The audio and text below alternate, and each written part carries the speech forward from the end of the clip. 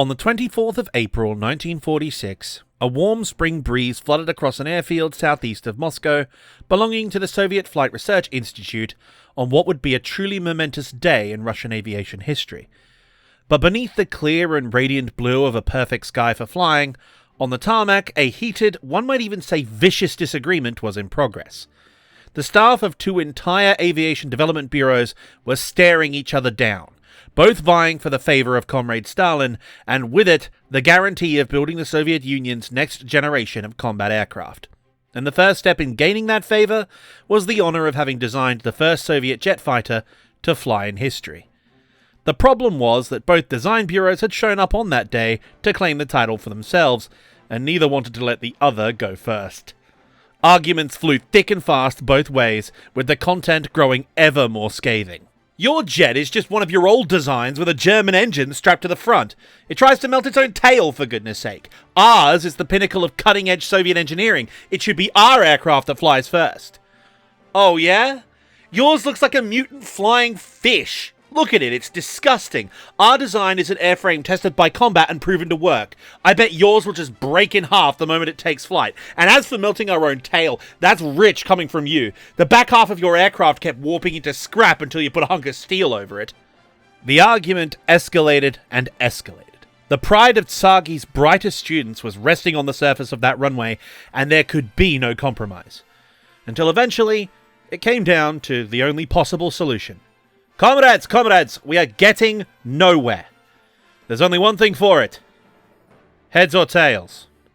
A shiny 5-kopeck coin sailed into the sky, the only thing that had flown this morning so far, at least from this airfield, and as it tumbled to the ground, the proud national crest of the Union of Soviet Socialist Republics landed face up. The men of the Mikoyan-Gurevich Bureau roared into cheers of triumph. The first Soviet jet fighter to ever fly would be their radical new pod and boom design, prototype I-300, designated by NATO as calling code Fargo. Thus, in an auspiciously fitting turn of fate, the first true Soviet jet fighter to take flight in history would set a pattern for the next half a century, as the first ever Soviet jet fighter was a MiG. This video is generously sponsored by MyHeritage.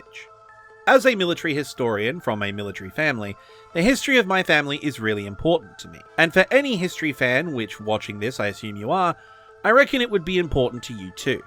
Uncovering the cool parts of the past is what we do, and MyHeritage can help you with that. Using MyHeritage is really quite simple. You start by building your family tree, and as you can see, here's mine.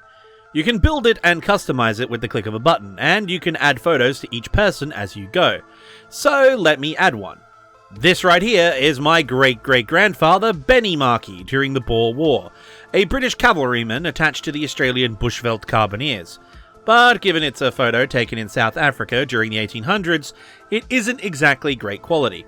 So we can use the photo enhancer to clear it up, and voila! Looking a bit better. Look at that handsome man. But we can actually do more. Some of you who follow me on Twitch have met my father, Daddy Markey. Well, using MyHeritage, I found this photo. Behold, Daddy Markey, age 19. And with the colorizer and enhancer, there we go! Look at him! Though to quote his drill instructor, we could send him to Savile Row and he'd still look like a bag of crap. His hat's on point though. He's gonna kill me for that. Though to be honest, the coolest feature for me is the Instant Discoveries feature. Basically, once you add your family tree with as much detail as possible, it will automatically scan over 20 billion historical records to see if there are entries that match your relatives. You can see the little notes on my great-grandparents. Well, it turns out one of my relatives met his end on the fields of Flanders in 1918, 2 months before the end of the war. Much like one of my other great-grandfathers on the Somme. Nice to know our family's luck hasn't changed that much. I did get one surprise though. Turns out my grandfather made it in the newspaper for winning a bike race. What a legend. Look at him. Much fitter than I'll ever be. So in the words of the great Molly Meldrum, do yourself a favour and start delving into your family history. Click the link in the description or pinned comment below to start a 14-day free trial. It helps the channel, and it will help you. You never know what you're going to find. Thank you to MyHeritage for sponsoring this video, and now to the feature presentation.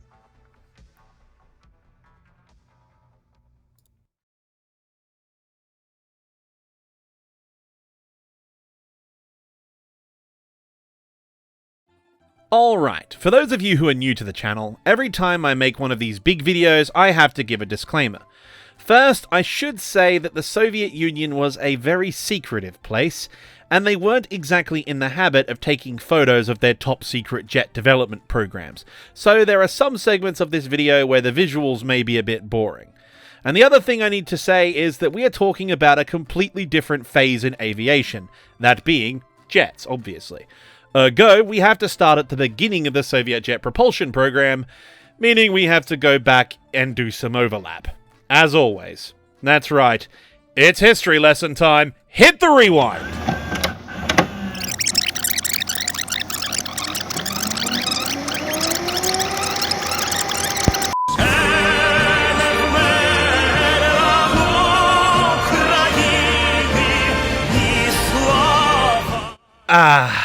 Beautiful Ukraine. Here we are again, only this time in the wonderful city of Kharkiv, a center of learning and culture dating back almost 400 years, boasting some of the finest institutions of both the arts and sciences in Ukrainian, and by extension, Russo-Soviet history. But the one that interests us today is the Kharkiv Aviation Institute, where an aviation engineering graduate of Kyiv Polytechnic was in the process of putting one of his theories into practice. Introducing Arkhip Mikhailovich Lilka, and he was quite a young man compared to his peers, having been born in a village north of Kyiv on March 10th, 1908. And let me point out what an excellent birthday March 10th is, if I do say so myself, though it's rather depressing that I'm writing about this man as a micro-celebrity YouTuber eating $2 ramen at the exact same age he was while pioneering the future of jet propulsion. Trust me guys, once you hit 30, you end up getting some perspective. Anyway, after getting his degree in engineering, he had gotten a job working at Kharkiv Turbogen. In case you were wondering, they're the company that built or maintained most of the generators and turbines in the Western Soviet Union, including Ukraine's hydroelectric and later nuclear power plants, a role they still perform to this day. So, you have a young, driven, and dedicated engineer who loves engines and aeroplanes, while having spent the first part of his career working on generators and turbines. This really was only going to go one way, wasn't it? He wants to go fast. Having excelled in his early roles, he was quickly noted down as promote ahead of peers, and eventually found his way into the aviation engineering field, where he was assigned by his employer to work on a top-secret defense contract for the Red Army Air Force, one of the most convoluted and troublesome projects in the history of Soviet aviation, and I mean its entire history, which is a long list I know, but trust me, this one is near the top. Oh, and for you War Thunder players, first, I won't judge you, and second, brace yourselves. I'm putting a trigger warning here for you people specifically, because I am about to put something up on screen which will elicit equal amounts of loathing, disgust, and PTSD. Ladies, gentlemen, and that Technicolor rainbow in between who make up 90% of my female-identifying audience, trans girl, military autist mafia, I see you and I love you, I present to you all the Petlyakov Pe-8. This travesty of a four-engined bomber is a distressing tale of aviation engineering misery. Long before it became the cancerous tumour casting a blight on realistic ground battles, it was a veritable nightmare for its designers, its manufacturers, and its crews, whether they be the maintainers or the aviators. Commissioned as a replacement for the relatively new but instantly obsolete TB3, the Pe-8 was to form the primary arm of a Soviet long-range strike capability capable of interdiction and precision destruction of key strategic targets deep in enemy territory. At the helm of its creation were two legendary designers, Andrei Tupolev and Vladimir Petlyakov, both of whom were the most experienced, talented, and capable large aircraft designers in the Soviet Union at the time, having achieved domestic acclaim and international renown. So naturally, Stalin had them both gulagged at the first opportunity just as the project was getting started, resulting in the bureaucrats overseeing the project constantly meddling in its development, changing requirements, forcing redesigns, which in turn led to different components being required, resulting in delays at the various factories involved, leading to, guess what? More arrests for sabotage or wrecking. Half of Sagi were arrested, the chief engineers, their factory directors, and their workshop foremen were also arrested, while a considerable amount of the, expendable workforce found themselves accidentally on the NKVD practice range underneath Lefortovo prison.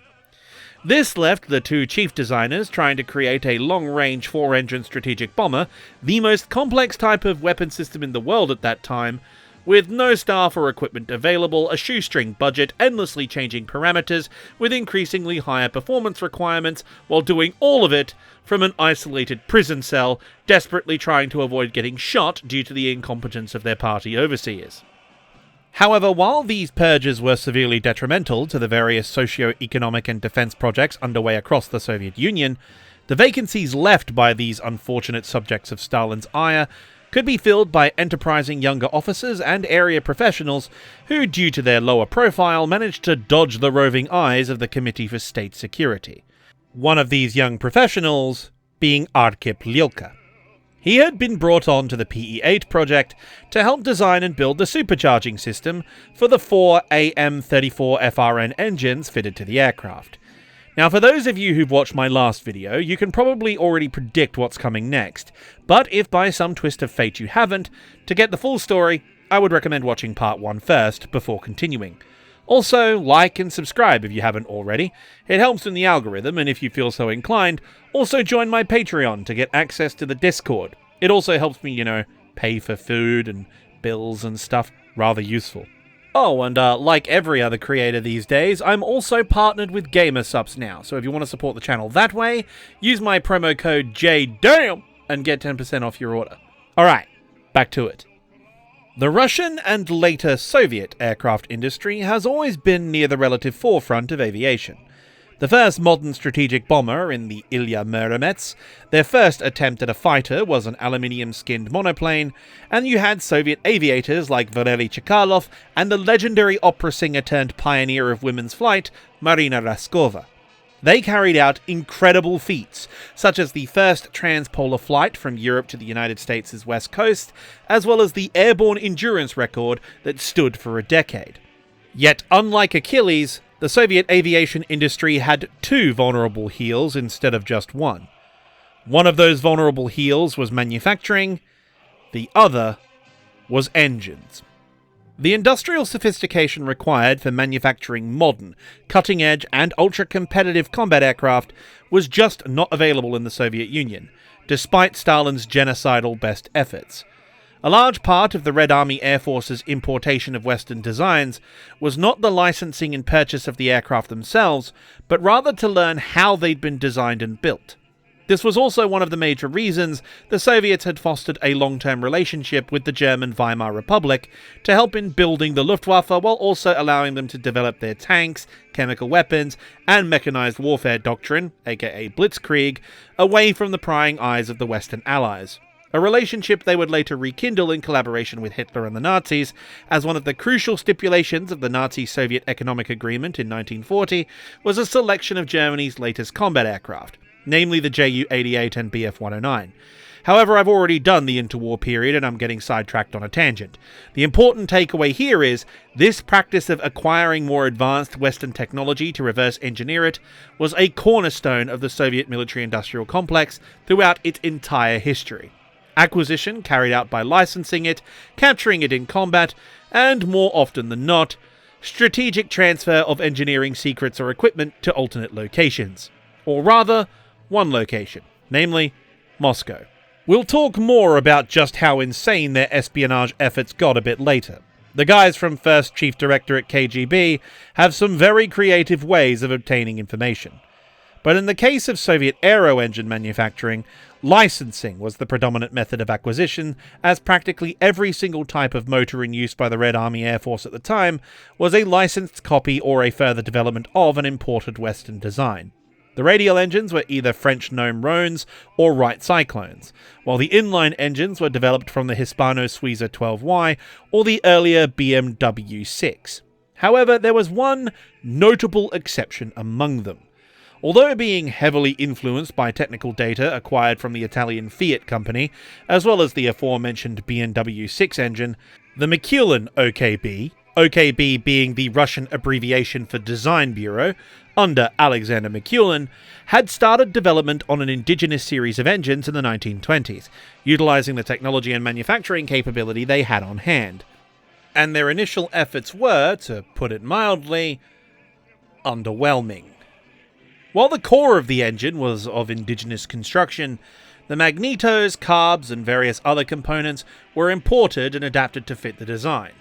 When delivered to the Central Aviation Motors Institute, the Soviet body for testing and approving aero engines, because every single institution in the Soviet Union has to have a central committee of some kind, the engine failed in almost all the testing criteria, with one example suffering what is called in the business critical existence failure. It would be subsequently modified and resubmitted for testing numerous times over the next several years with various upgrades, but it continued to fall short of the ever-increasing performance standards set by the Institute to match the improvements made in developing the licensed engines. Yet despite these shortcomings, the need for aero engines to match the production quotas set by Stalin outweighed any quality control concerns. You don't ever fail to meet quota in Stalin's Soviet Union. Thus, it entered service in 1934, with the designation to match its originating bureau, the Mikulin AM-34. As one can imagine, rushing the engine into service before it had been fully developed resulted in poor reliability and serviceability rates, with the matching substandard performance. Further improvements would be required, which leads us back to the Petlyakov Pe-8. By the time the aircraft had reached the prototype stage, one of the key requirements for the design as a strategic bomber was superior speed and high-altitude performance. This resulted in some interesting choices.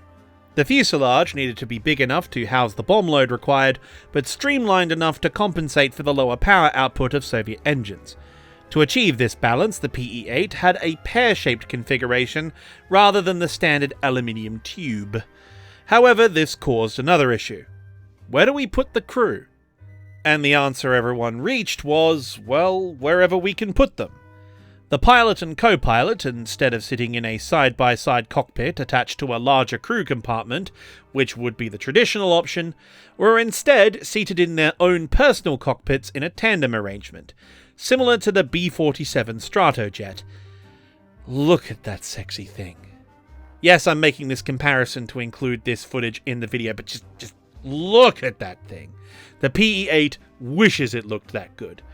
But as a bomber of the 1930s era, the Pe-8 required a full crew and defensive gunners, which of course necessitated the ugly bulbous protrusions of the period. The bombardier manned a turret in the nose used to fend off attackers when not on the bomb run. The ventral gunner and the tail gunner had their own compartment in the rear behind the bomb bay. Yet the weird part of this design is the waist gunners. For you see, they weren't stationed in the waist. Oh no.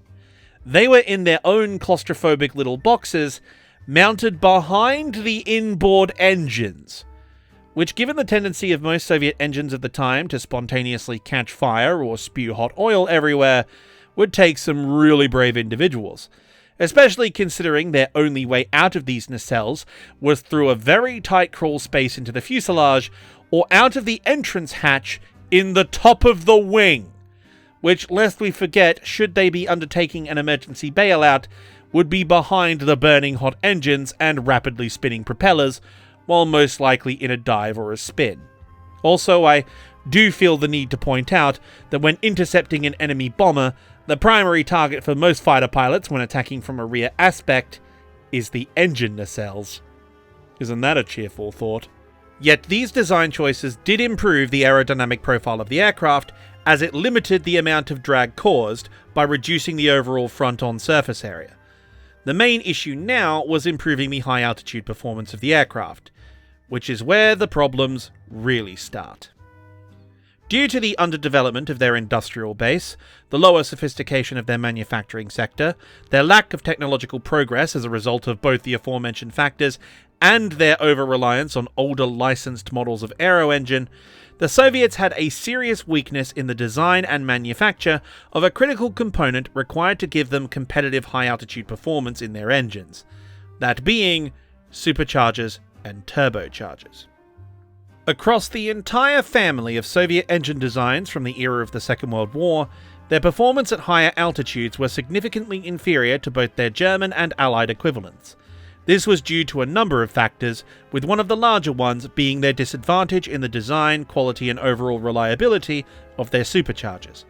Their lack of access to complex alloys and advanced manufacturing processes meant they were larger, bulkier and heavier while having a distinctly lower level of performance. Now, it has to be said, this could be compensated for with enough raw power. The next variant of the AM-34, the creatively named AM-35, which we mentioned in Part 1, was rigged with a massive supercharger to provide the missing performance. However, this massive boost in power, without the advanced alloys and manufacturing techniques, would cause the warping of impeller blades and the melting of internal vanes inside the charging system itself, causing serious mechanical failures or engine fires. So, to get around this, a similarly sizable intercooler was fitted behind the supercharger. This resulted in a very powerful, yet very long engine, which found itself fitted to the Air Defense Force's high-altitude interceptor, the MiG-3. As you can see, the engine is massive, and the visibility forward isn't exactly helped by the nose-mounted guns, their ammunition cans, and the primary fuel tank being mounted directly behind it. And this wasn't limited to Mikulin-built engines. In fact, similar issues would plague the other inline engines in the Soviet lineup, like the VK-105. But due to air combat on the Eastern Front being waged almost entirely at the tactical level, they would be uprated and reconfigured to perform better at lower altitudes, which, while causing serious reliability and service life problems as well as still breaking the superchargers, it gave them the performance to compete directly with the German fighters. And the loss in service life could be compensated for by the time-honoured Soviet policy of when thing breaks lots, make lots of replacement thing. Chelyabinsk go brrrr. I got 7 Mac 11s, about 8, 38s, 9, 10 Mac 10s, the shits never end. It's been far too long since I last used that meme. Shout out to the OG Animarchy fans out there. But yes, until the arrival of the Daimler-Benz engines acquired through their deal with Hitler, and the later Lend-Lease designs provided to them after that deal fell through rather violently, without technology to reverse engineer, Soviet supercharger design and manufacture was considerably behind other nations. So, in the year of 1938, while Amicable Adolf and the Spicy Pinwheel Gang were off Anschlussing Austria, a different solution was required for the Pe-8's older AM-34 FRNs, which is why our boy Lilka was brought in. Individual superchargers fitted to the AM-34 did not provide enough of a performance increase for the added weight, while also causing issues in mounting the engine to the nacelles. So the solution they settled on was to fit an entirely separate engine inside the fuselage to independently power one giant supercharger, which would then force the necessary pressurized air into the AM-34s. This idea resulted in the ASTN-2 supercharging system, powered by a Klimov-built Hispano-Suiza 12, designed and implemented by Lilka's team for the Pe-8. And despite a significant number of teething troubles, it actually worked. I like to call it the super-duper charger. However, I'm sure you can see the logistical and engineering issues at hand here. Not only do you have to have a giant complicated supercharging system requiring the ground crews to pull the top half of the aircraft off to maintain, you also have to have trained personnel and spare parts to repair not just one, but 2 different types of engines for the same airframe. A process needing to be done on the rather sparsely equipped forward Soviet air bases by ground crews largely made up of conscripts, most of whom have only just learned how to read. But in the end, it wouldn't matter, because before they could organise mass production of the design, the director and chief engineer of the factory making the AM-34s and the manufacturing staff working on the supercharger were sent on an all-expenses-paid winter vacation to Siberia. meaning they didn't have any engines to actually put on the PE-8s, or any use for the super-dupercharger. So they had to redesign the whole aircraft anyway. They got rid of the super-dupercharger to put both a radio operator and a navigator in the newly available compartment vacated by it, while the engines were changed to, and I shit you not, turbo diesels. Yes, the Chomsky M40 turbo diesel, to be exact. This did wonders for range and fuel efficiency, but there was a serious trade-off in speed and reliability. How bad of a trade-off? Well, I'm glad you asked. On their first major strategic bombing raid of World War II, or to use the correct term, the Great Patriotic War, of the 8 PE-8s that took off to bomb Berlin on October 1st, 1941, only 2 of them made it back to base, although their lower speed and service ceiling resulted in some pretty nasty battle damage. Even still, they were the lucky ones. As for what happened to the other 6, 1 crashed and burned on takeoff due to an engine failure. 3 more crashed en route due to yet even more engine failures. 1 had trouble keeping up with the group due to engine performance issues, which ended up with them disappearing completely. And as for the last guy, he took off towards Berlin, got met by friendly fighters which he thought were there to escort the raid, who then promptly shot him to pieces with Schwack 20mm cannons. This was followed by very accurate German flak wrecking his flight control surfaces, and then, while over Germany, his engines failed, leading to a crash. It was a very rough day. Needless to say, after this catastrophic display, the Soviet High Command decided to put the Mikulin engines back on, and thankfully by now, they had access to an improved and lighter version of the AM-35, with a better supercharger, the AM-35A. It still wasn't fantastic, but it would do the job. Which was excellent news because this took place just in time for the factory building them to be expanded, paving the way for the might of Stalinium-plated strategic bombers to lay waste to the fascist invader. I'm just kidding. No, the entire project was cancelled and the production run was limited to just under 100 aircraft. The Soviet strategic bombing program was abandoned in favour of tactical aviation, and the Mikulin engines were to be respec'd for low-altitude missions aboard the far more useful IL-2 Sturmovik, which honestly was the correct decision. However, the PE-8 would still see service throughout the war as a bomber reserved for particularly fortified targets, with its massive 10,000-pound bomb coming in particularly handy for those. It also served as a long-range VIP transport for Molotov when visiting the UK and the United States. After the war, it would be a test bed for various Soviet advanced aviation projects. It performed the same role as the B-29 in carrying the Soviet X-1 equivalent, the Biznovat-5, though the initial Soviet attempts to break the sound barrier failed. They also used the PE-8 to experiment with cruise missile deployment, using Soviet-made air-launched V-1s for the testing. And they also served as an Arctic exploration and weather aircraft well into the late 50s. But I know you probably have one glaring question for me. Why in a video about fighters have I spent the last 20 minutes talking about a bomber? Well, aside from introducing the father of Soviet jet development as well as the inventor of the modern turbofan, which almost every jet aircraft uses today, that's right, Arkhip Lulka invented the turbofan, it goes to demonstrate the serious issues the Soviets were having with their conventional piston power plants and their failures in improving them to compete. And due to their geopolitical situation, that being, and there really is no way of putting this lightly, an isolated, mass-murdering authoritarian regime born from a violent revolution that invaded all of Eastern Europe, twice, everyone around them, as well as a good number of their so-called allies, read subjects, and even some of their own citizens, wants them very, very dead. As such, the Soviets throughout their history found themselves behind militarily in technical and engineering development, while simultaneously being under the constant threat of either invasion, proxy conflict, or insurgency.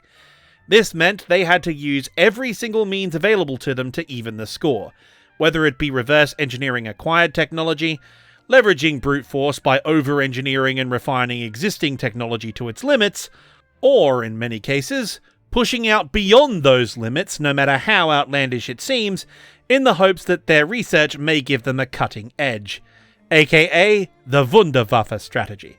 Sometimes this would work, such as their digital fire control systems in their mid to late Cold War tanks, and their developments in data link via their doctrinal focus on ground-controlled intercepts. But most of the time, however, yeah. Well, at least they aren't alone in that. Never leave the guys at Lockheed Skunk Works unsupervised with a budget. Though you gotta admit, Cold War superweapon projects on both sides were absolutely incredible. Just look at the Caspian Sea monster. Oh, it's so cool! Yet there is one other factor in all of this that we need to address, and it is the most important factor of all. The Soviets are communists. Or more accurately, they are a unitary Marxist-Leninist state oligarchy dictatorship. And for all of the salty tankies in the comments, scroll through the CEOs of Russia's major corporations today and have a look at what job they used to hold. What a shock! They were all former senior members of the Communist Party of the Soviet Union. Funny how that works, isn't it? They operate on a planned economy without a private sector. Furthermore, they are a state built on the ruins of an underdeveloped, unindustrialized feudal empire, which meant, in order to pursue socialism in one country after their failed invasions of Eastern and Central Europe during the Russian Civil War, it led to Stalin's focus on industrialization at any cost, while continuing the Tsarist policy of Russification to crush any separatist or nationalist sentiments. 1 million died in the Great Purge at least, with millions more in the Holodomor across Ukraine, the Caucasus and steppe republics. Ethnic cleansings of minority populations and class enemies killed even more, with the class enemies, including the intelligentsia, business owners and technical professionals, causing even further damage to the already devastated economic fabric of the country. And after all of that, they have now been subjected, through the incompetence of their leadership, who enabled it to begin with, to the single largest conflict in human history, which has resulted in the deaths of 26 million of its people and the destruction of all they had sacrificed to build west of the River Volga. The economic damage inflicted to the Soviet Union during the Second World War cannot be overstated. To put that kind of loss into perspective, between Stalin and the Nazis, the Soviet Union has lost over 30 million people and half of its entire economy in just a decade. No country, not even the mighty USSR, could ever truly recover from such a blow, and some historians argue that it never really did. The point I'm making is, economically and geopolitically, they are an isolated pariah with an ideology that prevents them from taking some of the most important steps to handle the crippling economic issues that face them. An ideology that leads to a bureaucracy which would make even the American Veterans Affairs Department seem streamlined, all while being operated by a corrupt political party apparatus rife with nepotism, which, as long as you know the right person or have the rubles, can make certain items fall off the back of a truck. A truck the Americans most likely gave them due to Lend-Lease, but that's a story for another time. Add all of this up together, and what do you get? The honest answer is, not much. And that is precisely the problem. It's a tale as old as time. The Soviet Union, just like Karl Marx in fact, was perpetually flat broke. With limited hard currency to purchase goods on the international market, and no guarantee that the market would actually sell to them, while domestically their economy had all the issues we've already discussed and more besides. Combine that with their deficient high technology sector, and the Soviets had to get creative in handling the various operational problems their military was presented with, while doing it on a relatively tight budget. Their solutions had to be easy to make, easy for undereducated conscripts to maintain and operate, it had to do the job well enough to be competitive, but above all, it had to be cheap. So, you have a large fleet of conventional piston engine aircraft, which have substandard performance, especially at high altitude, only for the enemy to start fielding superprops and jet fighters, which your aircraft can't even get close to catching. Yes, they have resolved most of the issues by 1944 with the LA-7 and the Yak-3 and so forth, but the Me-262 and British Gloucester Meteor are in a class of their own. Which brings us back to our boy Arkhip Lyulka. After having developed the super-duper charger for the Pe-8, he used the same team he'd put together on that project to work on this other idea he'd had, namely the RDT-1, the first ever Soviet jet engine, a two-stage centrifugal turbojet producing 1,000 pounds of thrust. Now the problem is, 1,000 pounds of thrust is half the power that other nations' jets are producing at the time. The engine wasn't workable as a power plant, and despite the State Defense Committee seeing great potential and showing enthusiasm, did they give Lyulka enough money and resources to source alternate high-quality alloys? Did they give him time to work out a more efficient axial flow system and develop a working design that they can manufacture so they can field an engine quickly to catch up? No, of course they didn't. And just to make things even worse, at the exact moment he started development on the TR-1, an axial flow engine which could eventually produce 2,800 pounds of thrust, Hitler and Halder's not-so-excellent Eastern adventure kicks off and Lyulka's team is forced to evacuate to the Urals and build engines for T-34s. Wonderful.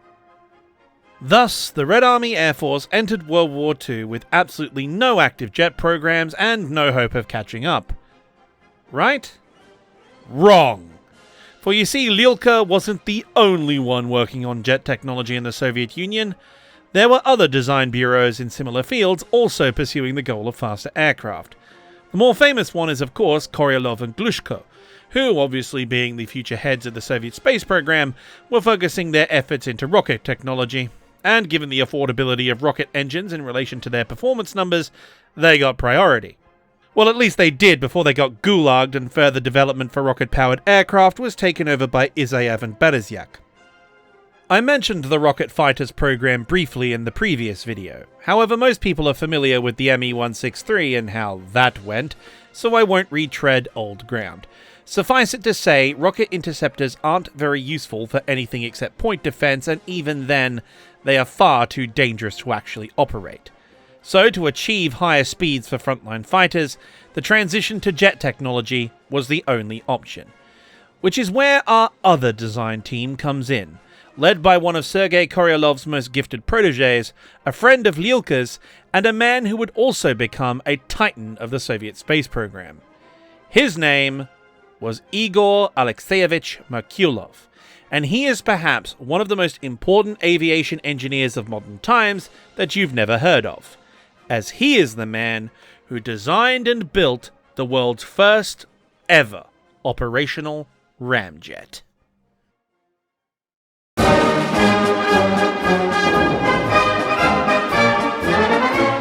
That's right, guys. That's why this video took so long to research, write, and produce. Yes, in the 1930s, the Soviets had a top-secret ramjet program. But there is a question that some of you must be asking. What is a ramjet? Well, a ramjet is the simplest type of jet propulsion and one of the earliest concepts for jet power ever devised. Instead of using the complex combination of turbines or centrifuges to compress and combust providing thrust, a ramjet uses forward velocity and the shape of the engine to perform the same function. Basically, you start going fast, and once you're up to speed, air goes through the engine fast enough that the engine pressing against the air itself compresses the air inside the engine by forcing it through a diffuser. Basically, that's a big cone in the intake which forces a lot of air through a very small space, thereby compressing it while slowing it down, thereby making it combustible. Then, once it's in the combustion chamber, you combine the compressed air with a fuel mixture. You light a spark, and then force the resulting explosion out through another small nozzle to the rear, generating thrust. And thus, the basic propulsion formula of suck, squeeze, bang, blow is achieved. This methodology has two significant advantages. First and foremost, they are one of the most affordable and reliable forms of jet propulsion, a feature derived from their simplicity. The only moving parts in this design are the fuel line into the combustion chamber and the ignition source. Everything else is a natural physical reaction made possible by the engine simply being there. The other major benefit is that because of that physical reaction being the primary generator of thrust, once a ramjet gets going, it steadily gets more efficient and more powerful the longer it runs. The faster you go, the better a ramjet gets, until eventually you are going at speeds colloquially known as Mach Jesus. Yet the observant, thoughtful, or engineering-inclined among you will right now be pointing out that ramjets are relatively rare, which means they must have some serious drawbacks. Otherwise, everyone would use them.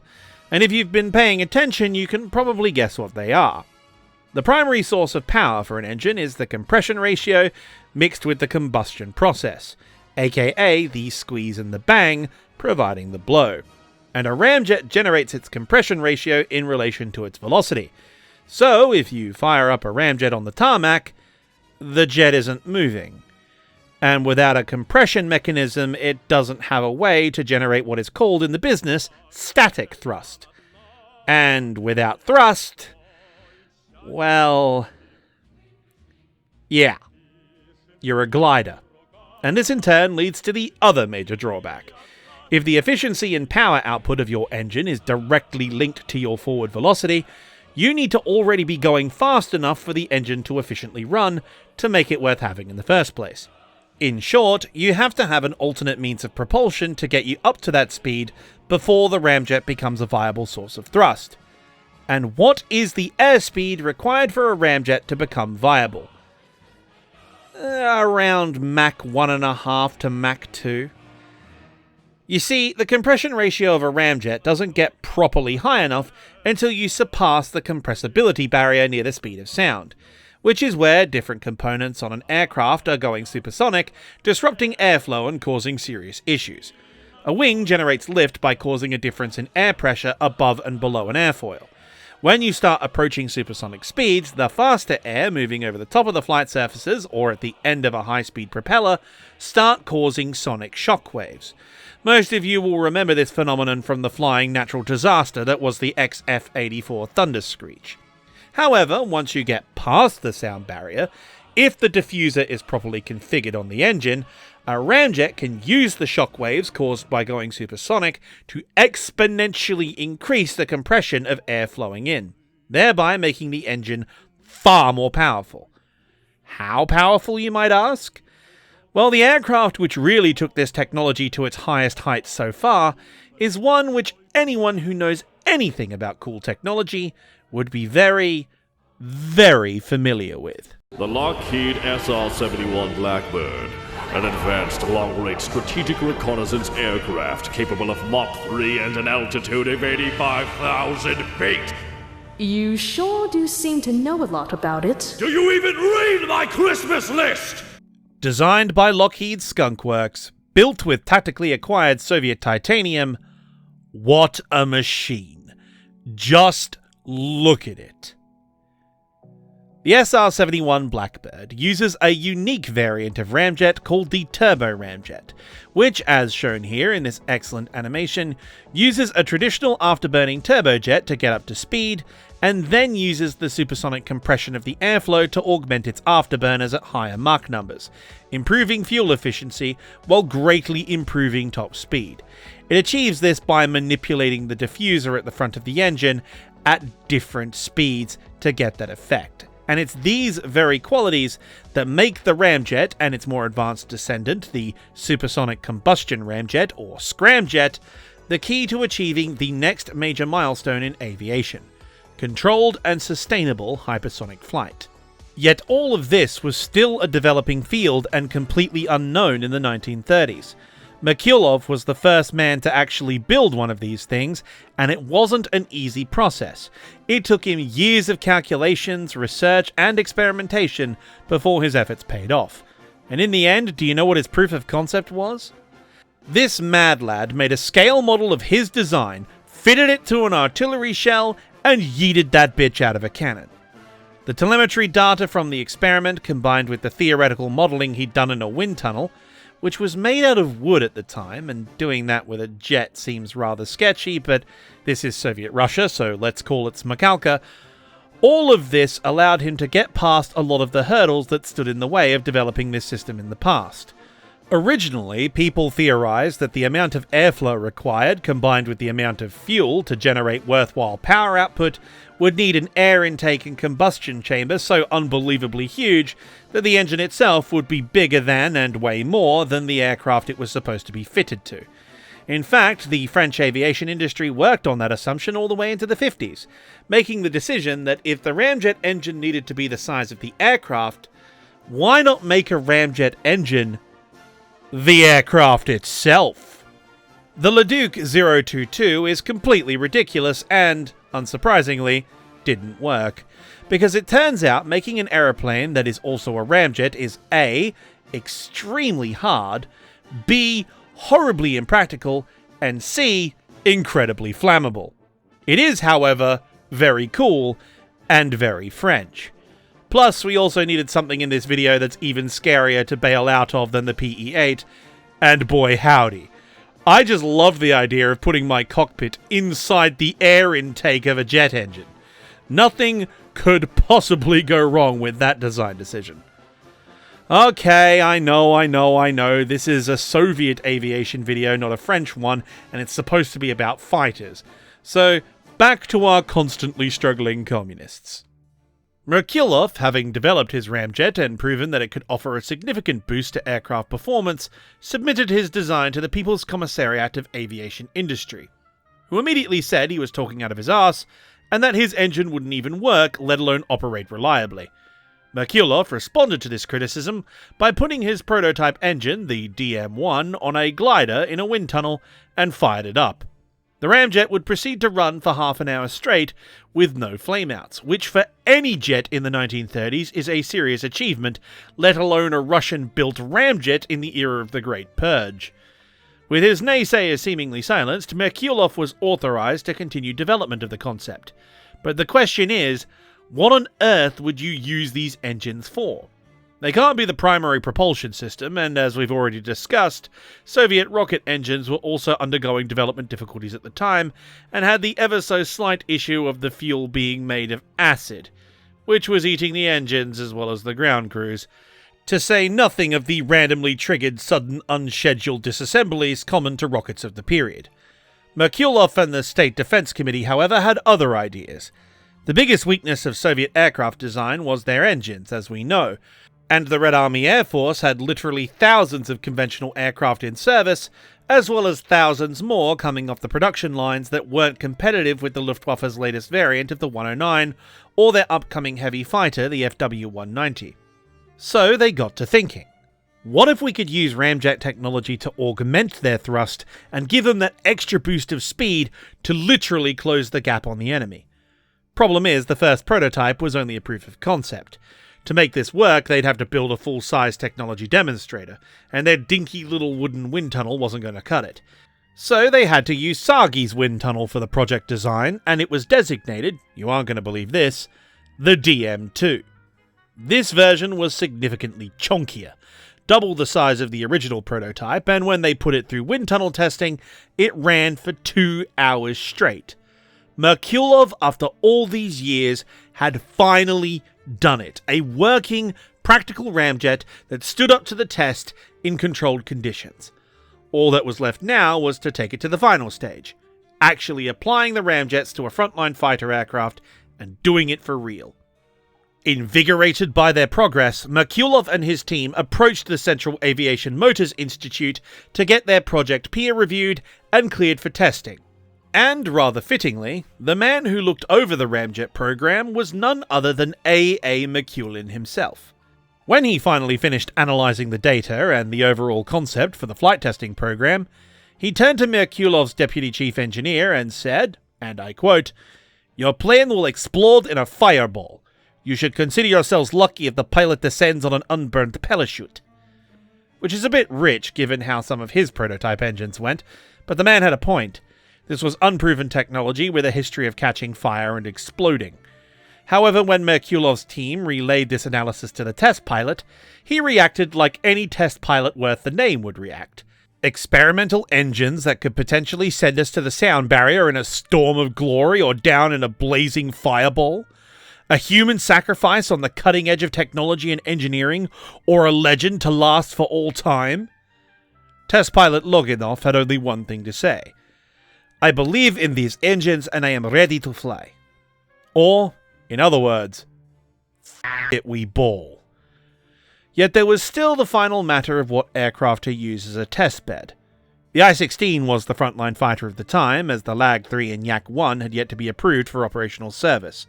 And as a monoplane with a considerable thrust-to-weight ratio for the time, it was considered fit for purpose at the moment. That left only one possible choice: an aircraft serving as a mainstay of the Red Army Air Force, while still needing some extra power and performance to get it over the line. Oh yeah, they went there. May I present to you all the Ramjet-powered I-153 BIS, aka the Jet Chirker, an aircraft so powerful in its aura that it stands out at the pinnacle of low-tier World of Warplanes. I'm convinced the entire player base of that game stays for this thing alone. In November of 1939, on a wintry day, the men of Merkulov's team gathered on an airfield near Moscow for the test flight. Loginov fired up his conventional engine and took off. Climbing to altitude, he accelerated up to maximum speed and hit the thrusters. Nothing. Flash. Poof. Flame out. In front of the entire committee. Well, shit. It was back to the drawing board. At the factory, the problem was soon to be discovered as a flameout of the ignition source due to the icy Russian winds blowing a gale through the motor at too high a speed and at too low a temperature to successfully ignite the fuel inside. So, after reworking the ignition system and adding the traditional Russian secret ingredient to the fuel mixture, alcohol, they were ready to try again. On December 13th, 1939, the Defense Committee, the People's Commissariat for Aviation, and even a representative of the Central Committee of the Communist Party all made the journey to the airfield for its proper debut. They'd been assured it would work this time by Merkulov. Like most pioneers in aviation around the world, but especially in the Soviet Union, all of their great ventures eventually come down to one roll of the dice, to either impress their backers or find themselves in the unemployment line. Or in the case of the USSR, potentially worse. And at this moment, right here, this was Merkulov's. Loginov fired up the I-153 and took off down the runway, climbing into a circuit. After reaching altitude, he once again throttled up to maximum speed, sweeping into a shallow dive in front of the viewing crowd, and once he leveled out for a fast pass, he hit the ignition. Flames shot out of the ramjets as they engaged, sending a constant stream of fire behind the aircraft. And when I say behind the aircraft, I mean it was genuinely streaking sheets of flame about 20 feet behind the tail assembly. The observers on the ground were amazed by the spectacle while simultaneously shitting bricks, because as I established in Part 1, all Soviet aircraft of the interwar period were made out of wooden airframes coated in stressed fabric, which, when you fill them with fuel and ammunition, makes the aircraft incredibly flammable. After flying several circuits of the field, Loginov brought the I-153 in for a safe landing. Taxiing up to the assembled dignitaries, he reported the successful and smooth operation of the ramjets, getting them the green light to continue the project. However, when reviewing the data, the design team noted with concern that the increase in speed was nowhere near their projections. After burning all that fuel and fitting two large, slightly heavy, unaerodynamic metal tubes to the wings, they had only managed to increase the top speed by 50 kilometers an hour, or roughly 30 miles an hour for our American friends.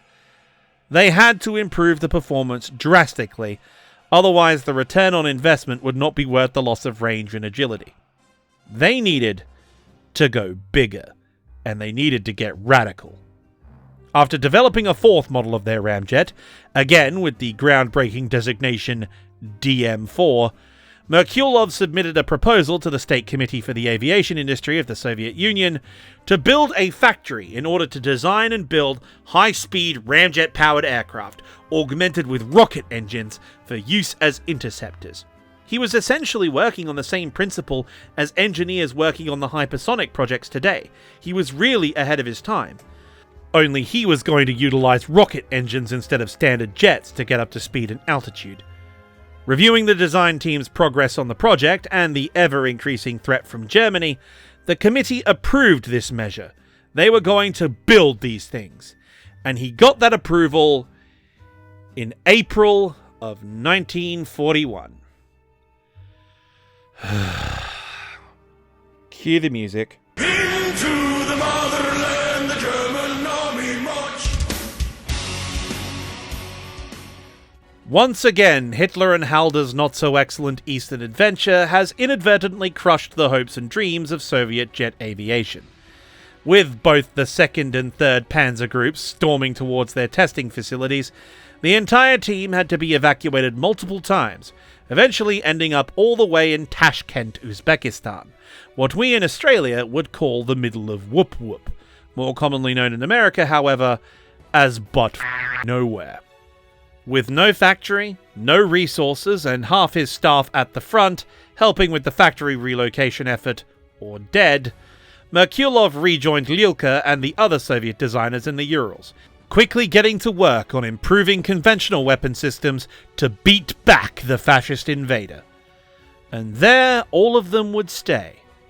Until it arrived.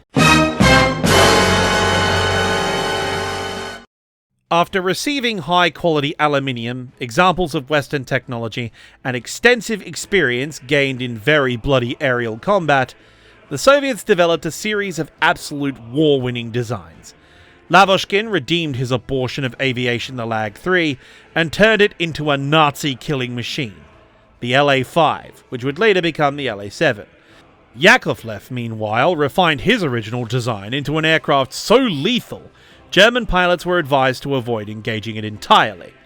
With access to Lend-Lease, the provision of high-quality aluminium was no longer an issue, and so the Yak-3 could finally enter serial production. Smaller and lighter than the Yak-9, the mostly metal Yak-3 was then fitted with an overtuned VK-107A, providing what can only be described as a ludicrous power-to-weight ratio for a World War II fighter. When you factor in these aircraft alongside the Allies, who are now deploying the P-51D, the Spitfire Mark 9 LF, the Hawker Tempest, and of course, my beloved, the Germans appeared to be at long last on the back foot in the air. Or at least that was until intelligence started filtering through in late 1943, containing disturbing information about strange aircraft achieving speeds previously unheard of. A bizarre push-and-pull design, so heavily armed it could split a B-17 clean in half, all while outrunning the escorts. A variant of FW-190 far more capable than any previous conventional design before it. But by far the scariest was an aircraft with the profile of a shark, 4 30mm cannons, and no propeller at all.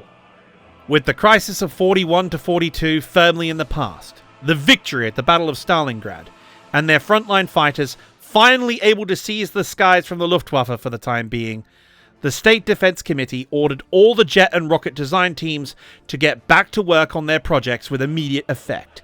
They needed aircraft which could catch and kill these new Wunderwaffen, and they needed them right the hell now, issuing a requirement for a hybrid power design utilizing a piston engine supplemented by alternative power. Lilka and his team immediately resumed work on the TR-1 turbojet, while Merkulov managed to tactically acquire a more modern fighter aircraft to continue his testing program. It took a while to arrange and a few bribes here and there, but eventually he managed to snag a Yak-7 that no one was using and strapped an upgraded variant of his DM-4, designated the DM-4S, onto it. Once again, attached to an aircraft not designed for them, the Ramjets took flight. An aircraft piloted by, and I swear I'm not joking with this, Flying Officer Anakin at the controls. Now this is pod racing. Except it wasn't. Just like before, without a high enough Mach number, the Ramjet concept just wasn't going to produce enough power. And with the rocket mixed power concepts having insufficient range as well as a tendency for sudden kaboom, it appeared that until Lilka could build a functional turbojet with enough thrust to be viable, they were out of practical options. Only they weren't. Because it was then Artyom Mikoyan came forward with a proposal for a new design, using technology that had seemed like an irrelevant dead end, obscured in the bureaucracy by the rocket and jet programs. Artyom Mikoyan proposed using the motor jet.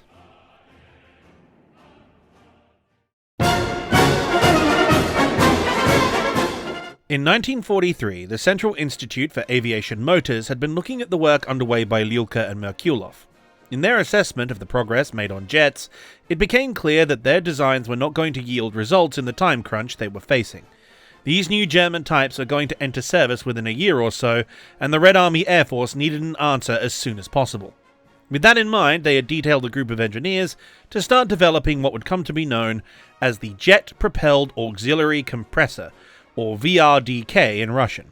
This small team, under Professor K.V. Kolchevnikov, had been working on a propulsion system that would integrate jet technology into a piston-powered design while still being within the technological and manufacturing limitations of the Soviet aviation industry.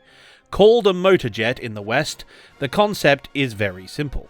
An axial turbojet is fitted inside the airframe, with the main piston engine acting as the power for the compressor. However, instead of being part of the primary power plant for the airframe, it instead operates as a form of war emergency power, or in layman's terms, a turbo booster, kind of like how NOS is used in racing games or the Fast movies. The pilot maneuvers the aircraft to get just within range of the enemy superprop or jet fighter. Once he's there, he engages the VRDK system, which draws power from the main engine while powering the turbojet in the fuselage. This, in theory, gives the pilot a boost in speed great enough, while having a duration 10 minutes longer than your average rocket motor would provide, to close with, engage, and destroy the bandit. And Artyom Mikoyan saw great potential for rapid implementation of this technology. Plus, like everybody else in the aviation business, he also wants to go fast. At the time, Klimov had developed their famous VK-105 into the complete monster of a motor designated the VK-107, the engine I mentioned before in the Yak-3, giving it the ridiculous climb rate and top speed. The problem was, of course, that it had a service life of like 30 hours, which is completely unacceptable compared to any other nation's engine industry, but this is the Soviet Union. They are making thousands of these things at a time. And if it wasn't clear enough by now how the Soviet military-industrial complex works regarding this practice in Soviet engine design, I'm just going to put this clip here. And the business, we call this foreshadowing. So, Mikoyan went to Klimov, and he had them adapt their VK-107 to the VRDK system, while having them increase the manifold pressure even higher than the already overtuned A variant, along with a water injection system so it can rev even higher. As they were doing that, he then went to the drawing board and decided that given the mission profile of catching and destroying enemy jets, the traditional school of Soviet fighter design was the best one. Put the biggest possible engine in the smallest possible airframe, make space in the fuselage for a jet engine somehow, put guns in it, and then throw it at the fascists until they die. What resulted was this. Object I-250, designated the MiG-13. As you can see, despite using advanced technology, it is, at its core, a very simple design. This thing is almost entirely engine. Its endurance wasn't very good, but Soviet aircraft are designed to operate from forward airfields or as interceptors, so this wasn't really an issue. What mattered was could it fly, and did it go fast? And the answer to both was yes. Kind of. You see, by the time MiG had designed the airframe, received the engine from Klimov, fitted the VRDK system, and built the thing, it was November of 1944, and they still had all the ground tests to do. By now, the Red Army had pushed the Germans out of the motherland, and they were now encamped on the Vistula River watching the Poles launch the Warsaw Uprising. And despite being literally less than 5 miles away, they decided they weren't going to help or even let the Allies land supplies for them, because they were resistance fighters from the Polish government in exile, and the Nazis were doing Stalin a favor, murdering all of the people he missed during the Katyn massacre, who could cause him problems later, when he rigged the elections he promised Roosevelt Poland would have after its so-called liberation. The war by this point was practically over. The Nazi Wunderwaffe, which posed such a great threat, had proven to be an illusion. Through bureaucratic chicanery and a lack of access to rare metals, as well as a crippling shortage of fuel, the German jet fighter threat was not a significant factor, and even if they had been, all the jets were quite rightly focused on the combined bomber offensive underway from the Western Allies, a campaign which had all but destroyed the Luftwaffe fighter force, granting Soviet frontal aviation almost complete air superiority. A fact Russian histories tend to gloss over these days. Mikoyan was behind schedule and he knew it.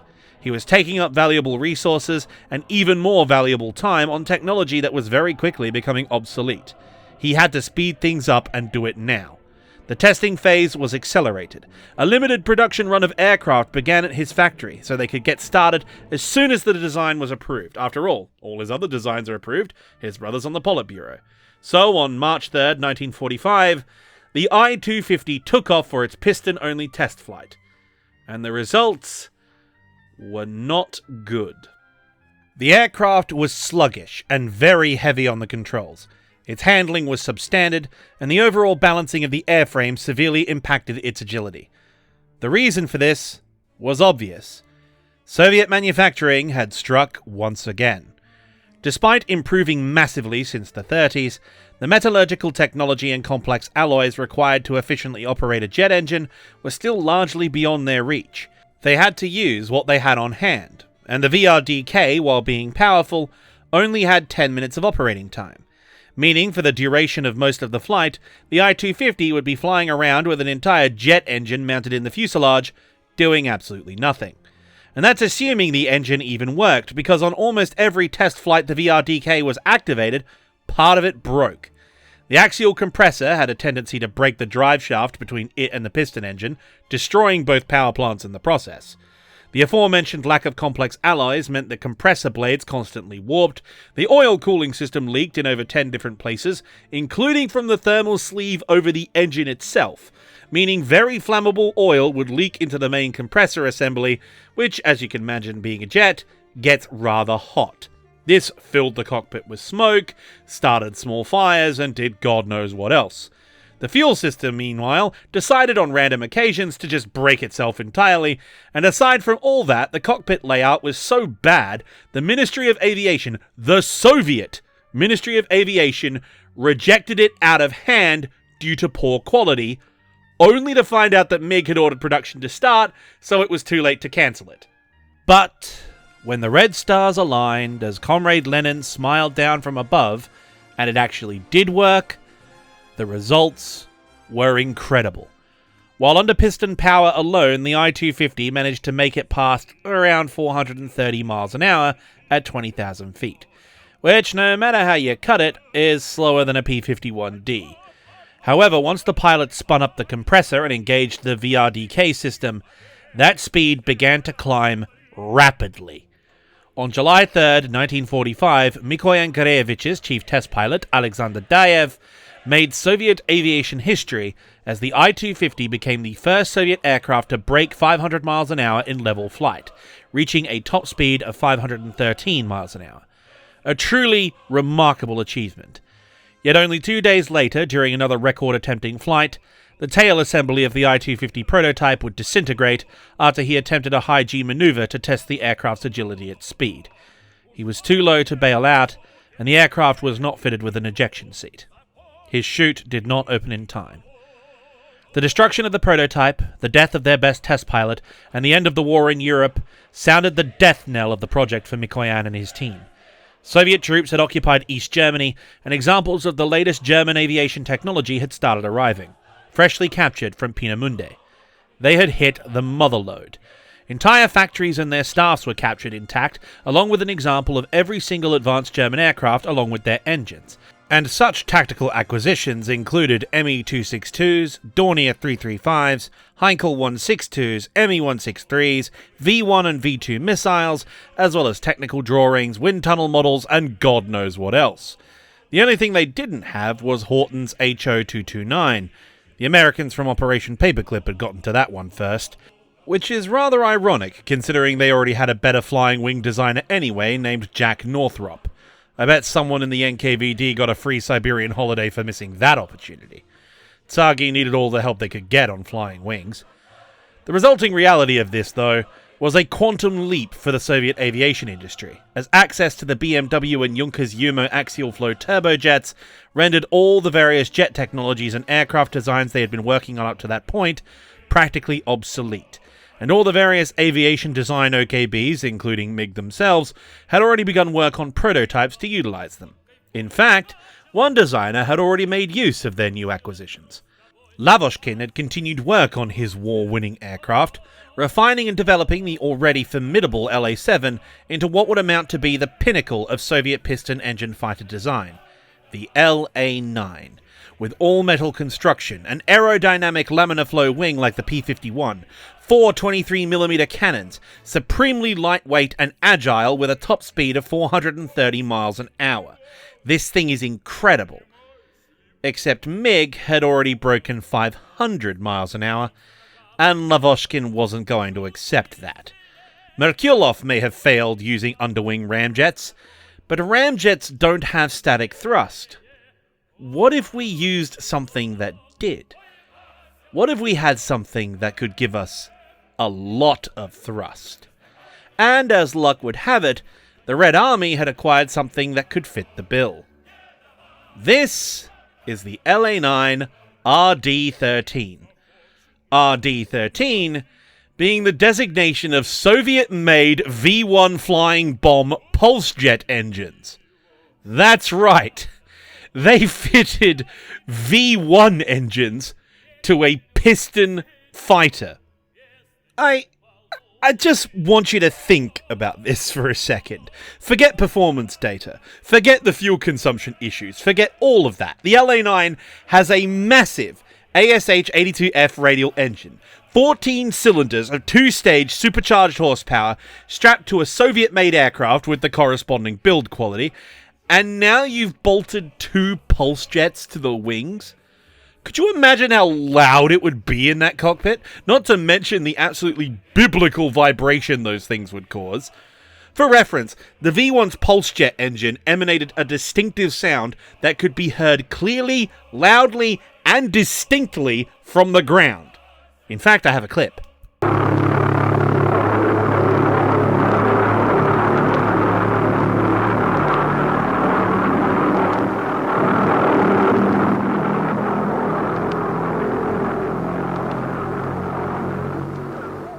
And you want to put these things 3 feet away from a cockpit which is neither pressurized nor soundproofed, while already being positioned behind one of the most powerful radial engines ever mounted to an aircraft.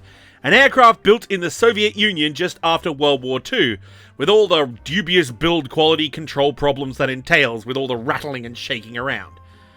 Well, they tested it, and the speed increase they achieved was considerable. The LA-9 RD-13 in one of its flights achieved just over 480 miles an hour in level flight, which for a retrofitted testbed design with none of the aerodynamic refinement of a purpose-built hybrid is an amazing performance increase. Except just like MiG's I-250, the added weight combined with the massive increase in fuel consumption rendered it useless as anything other than a point defense interceptor.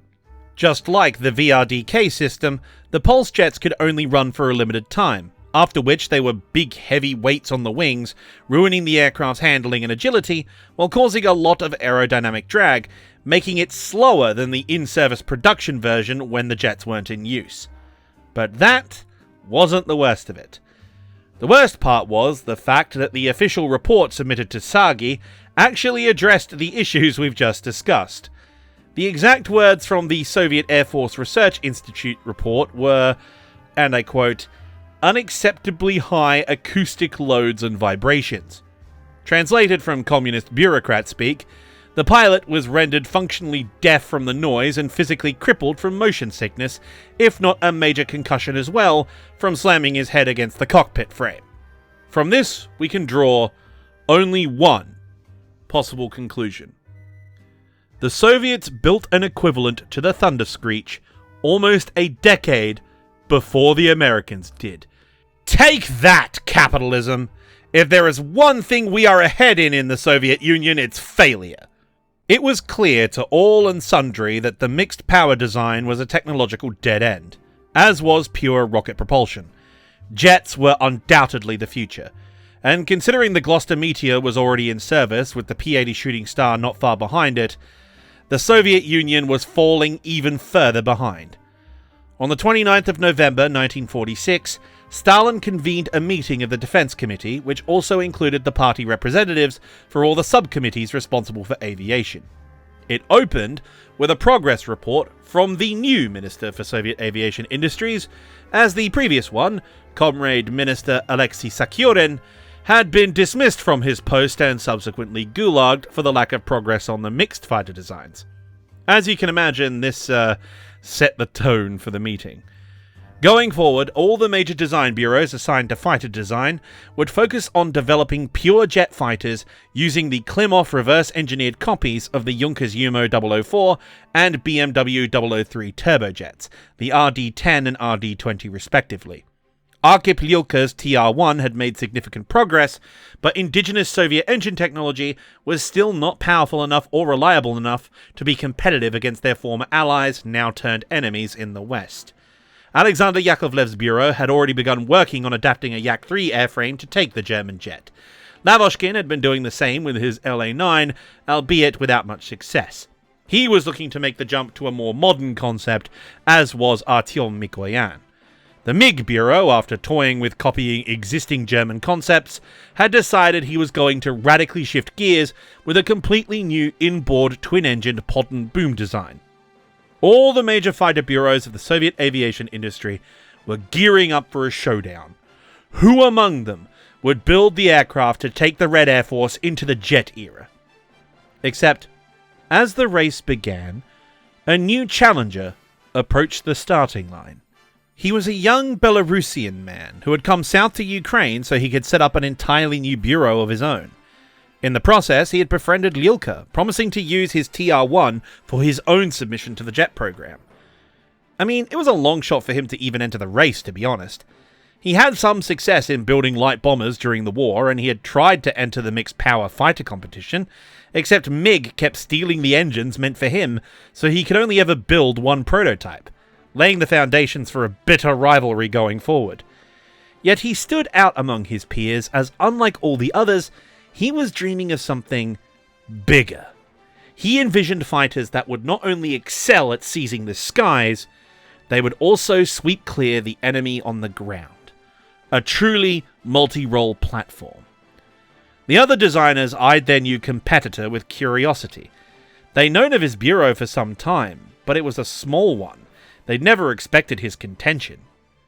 What no one at that table could have predicted, however, is that by the end of our very long story, everyone in the aviation world would know his name. For that man's name was Pavel Sukhoi.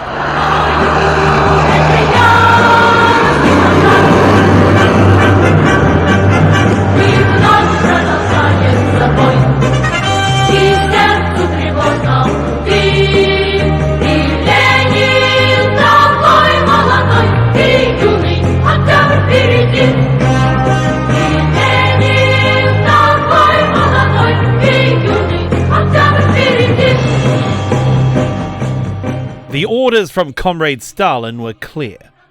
A jet fighter was needed. And if Stalin wants something, you deliver. And quickly. With that rapidity of delivery in mind, the first to take up this task was the golden boy who had saved the nation from the fascist invader, with his fighter having held the line and kept them competitive during the dark years of 41 and 42. Alexander Yakovlev had benefited greatly from Stalin's patronage, having seized the mantle of the premier fighter design bureau from the disgraced, and now dead, Polikarpov. Though rarely for a Soviet official of the time, he had died of stomach cancer after being sidelined to a teaching position at the Moscow Aviation Institute, rather than being educated in the political theory of socialism in one shell casing. In any case, Yakovlev had resolved to produce a jet fighter for the Red Army Air Force in record time, and as such he made the logical decision of simply adapting his already excellent Yak-3 design to use a jet engine. With an already light and agile fighter, the extra thrust of the Umo 004 should give it some serious performance, though there were some drawbacks to the idea. The major one being that the Yak-3 was designed for maneuvering fights at low altitude going 300 miles an hour, not intercepting American nuclear bombers at 25,000 feet while approaching the speed of sound. The wings were thick and sturdy to store more fuel and handle high G-forces while generating a lot of lift even at slower speeds. As a result, they were also heavy and had a large surface area at all angles of attack. Better call RuPaul because there was an awful lot of drag.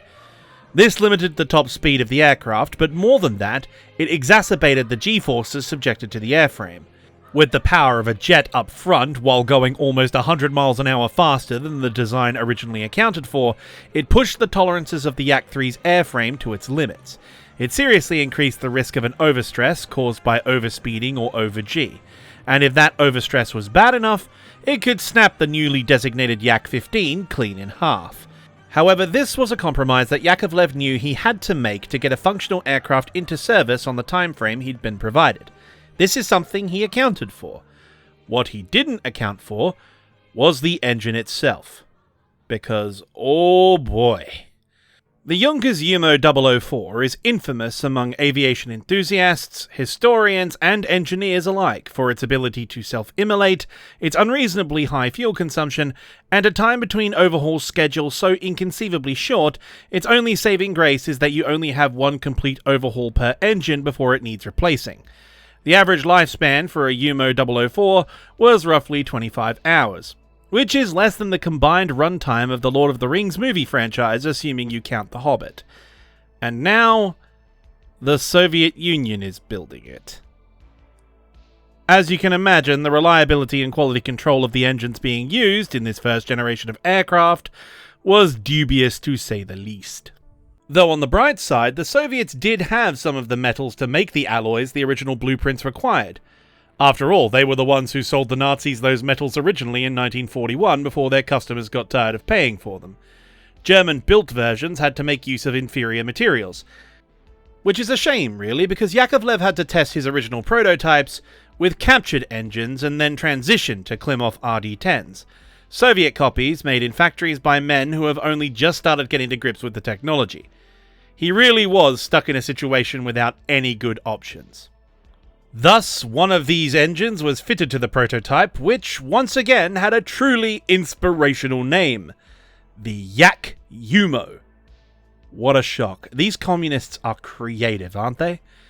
And preparations were made to make its first engine tests and taxiing runs. And it was here that Yakovlev realized the biggest oversight in his choice to use an existing prop-driven airframe. An oversight that had hit the Germans square in the face as well, to be fair. However, learning is almost always done the hard way, especially in the Soviet Union. So tell me, dear viewer, do you notice anything strange about the Yak compared to other jets of the period? Anything that jumps out at you? Anything that really stands out? Anything? That's right. It's a tail dragger. And there is a reason why it's one of the only ones. The engineers had rigged a heat shield to the rear of the engine nacelle because they knew that the jet blast would put out a lot of heat. Except they were operating on specifications and assumptions for the aircraft in flight at standard operation. When they ran the engine for the first time, the heat from the exhaust travelled with the airflow into the dead air beneath the airframe, only for it to travel right down the fuselage, warping the entire rear half of the aircraft while literally melting the tail wheel. Alright. It's a first try. No big deal. No problem. This is why we do tests. So the designers and engineers went back to the drawing board, reworked the heat shield, installed a solid steel tail wheel that could withstand the heat of the jet blast, and then took the aircraft back out for its very first taxiing tests. The test pilot fired up the engine, and this time the heat shielding worked as intended. Then he started taxiing, which sent sparks shooting out in every direction. They'd gone and replaced the tail wheel with solid steel, only to realize that their primary jet testing airfields were asphalt with solid runways. So it started dragging across tarmac, which had the obvious result of scraping asphalt while causing a rather disconcerting light show. But crucially, it wasn't melting anymore, so they chalked it up as smakalka and continued the test. After taxiing back to the parking space on the ramp, the engineers examined the aircraft. No warping. Good. Excellent. Job number 1 complete. but there was quite a lot of impact damage to the underside of the fuselage which they couldn't account for. Nor could the pilot, in fact. Then they checked the motor housing and realized the cause.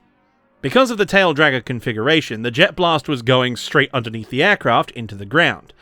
With the propeller's backdraft, half of it is blocked because the aircraft is in the way of the spinning wheel of death.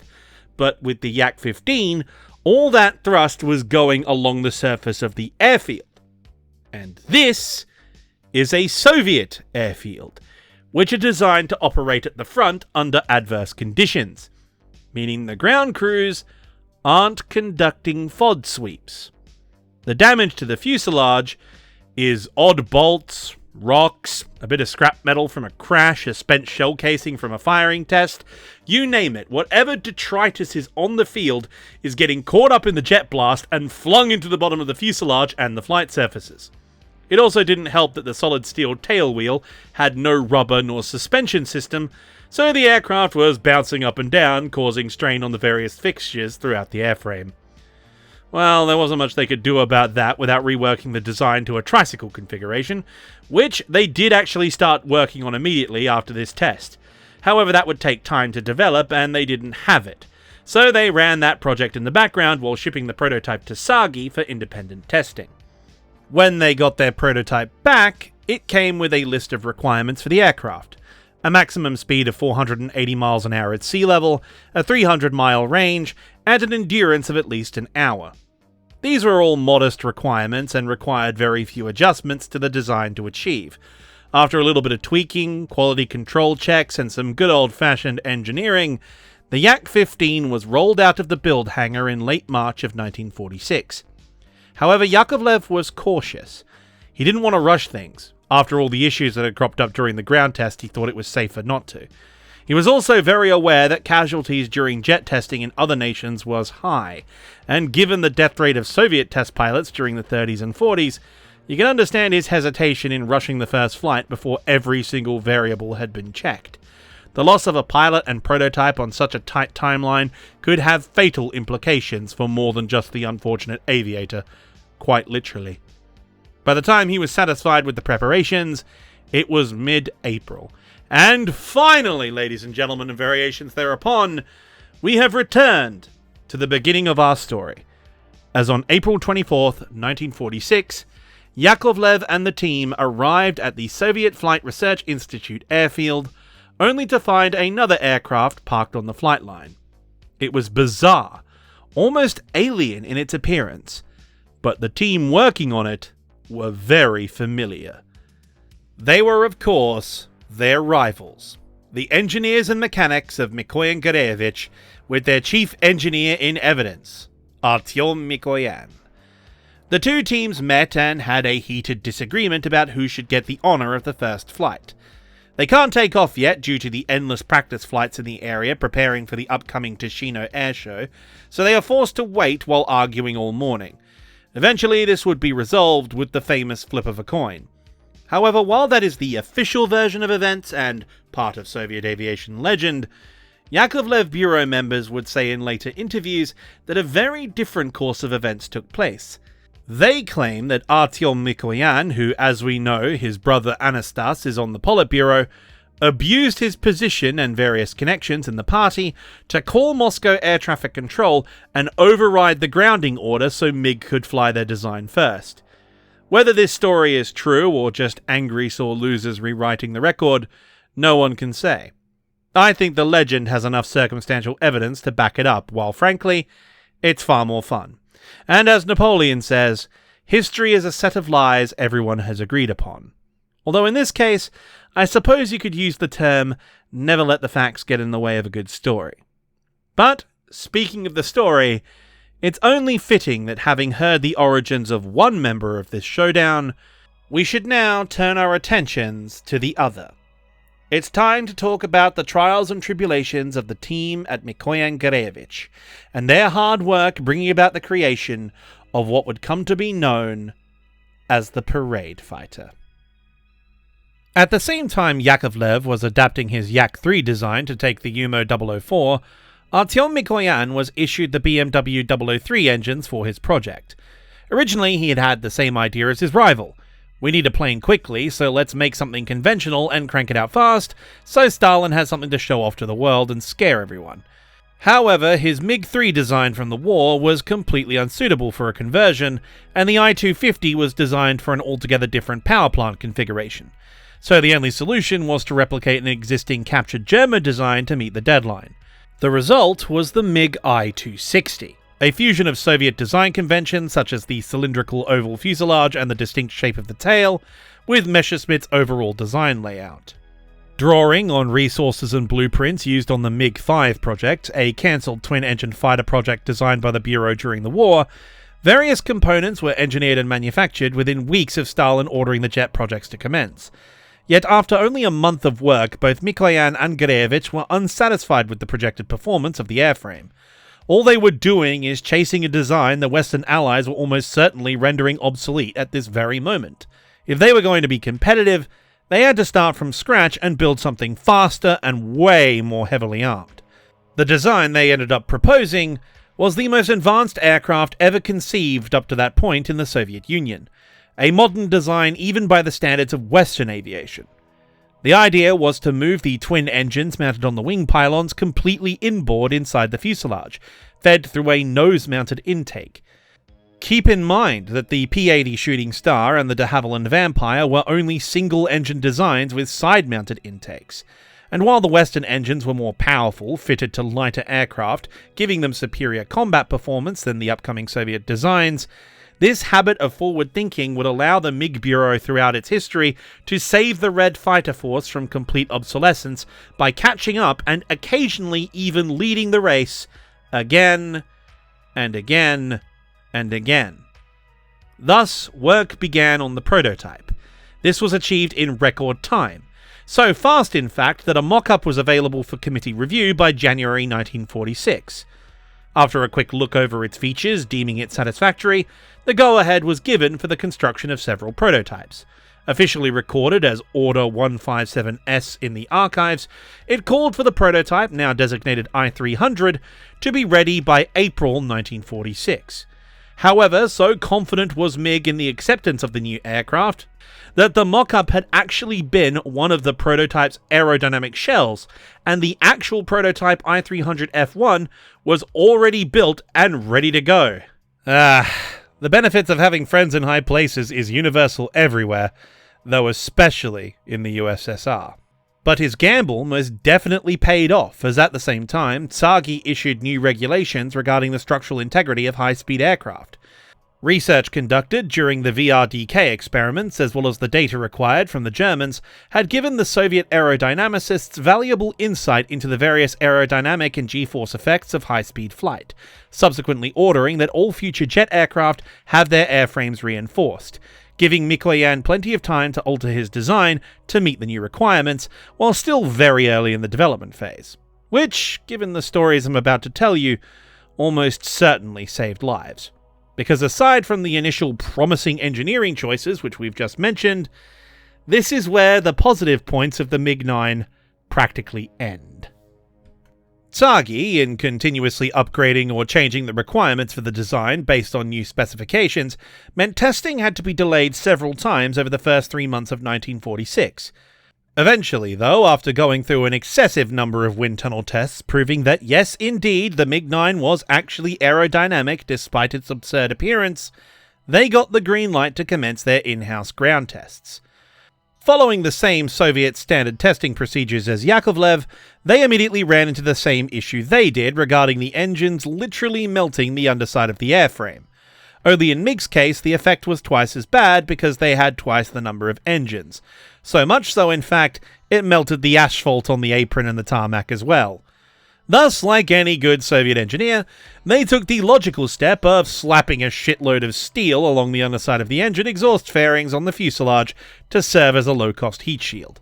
Then, they tried taxiing it, only to discover that due to the shape of the fuselage and the placement of the engines, when increasing thrust on the ground to higher speeds, the jet blast caused a catastrophic drop in air pressure, creating a dead zone just underneath the empennage section of the airframe, which coincidentally also happened to be where the gigantic hunk of steel was.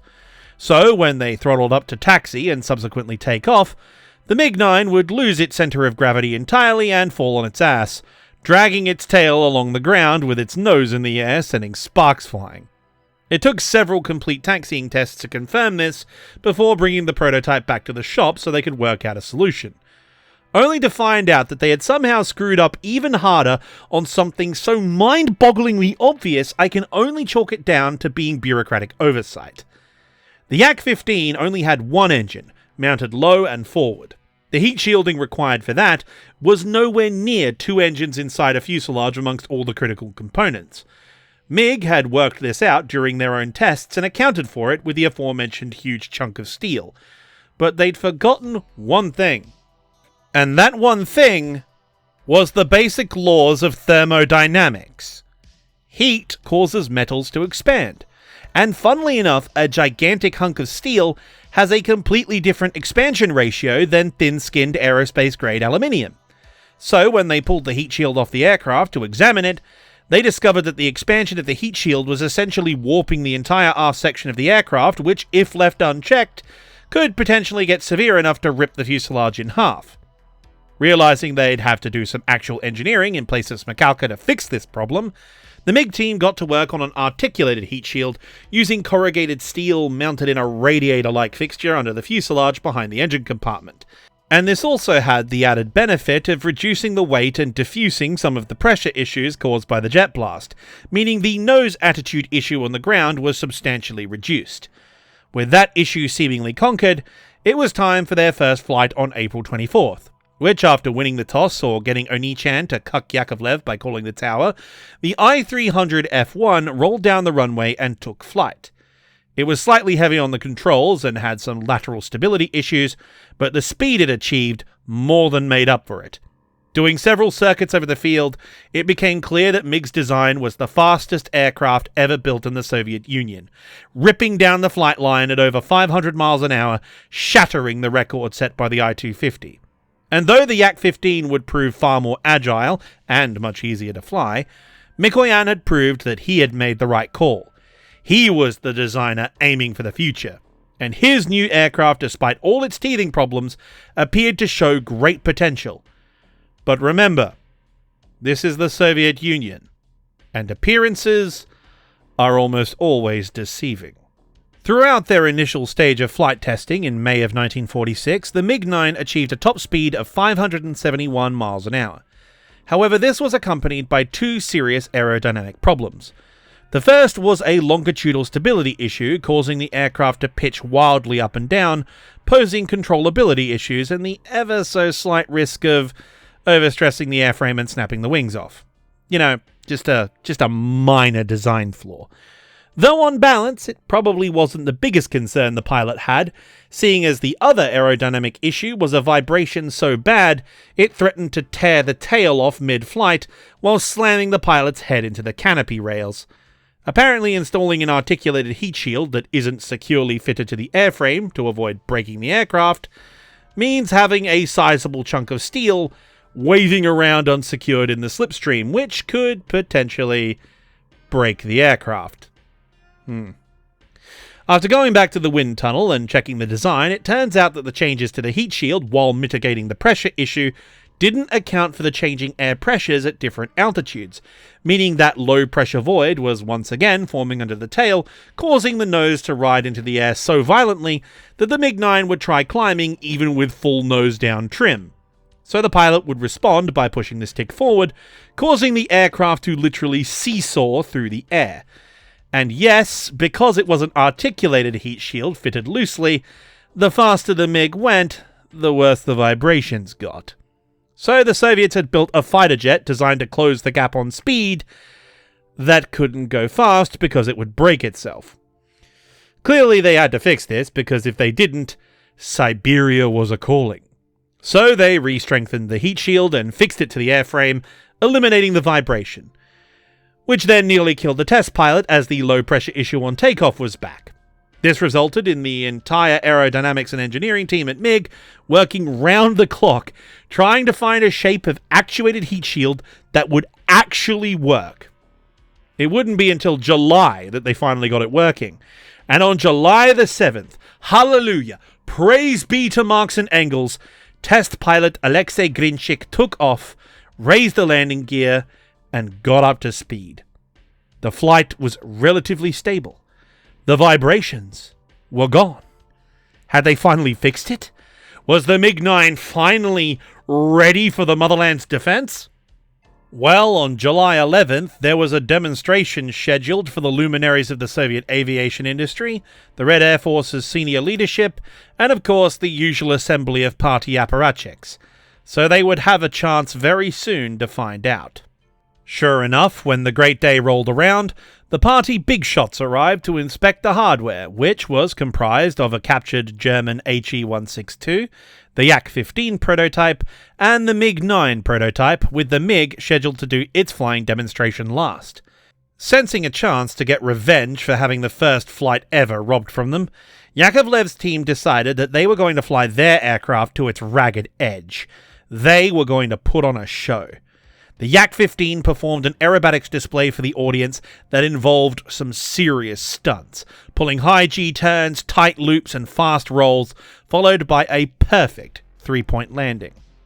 The MiG team watched all this go down with mounting irritation, applauding politely as they did so.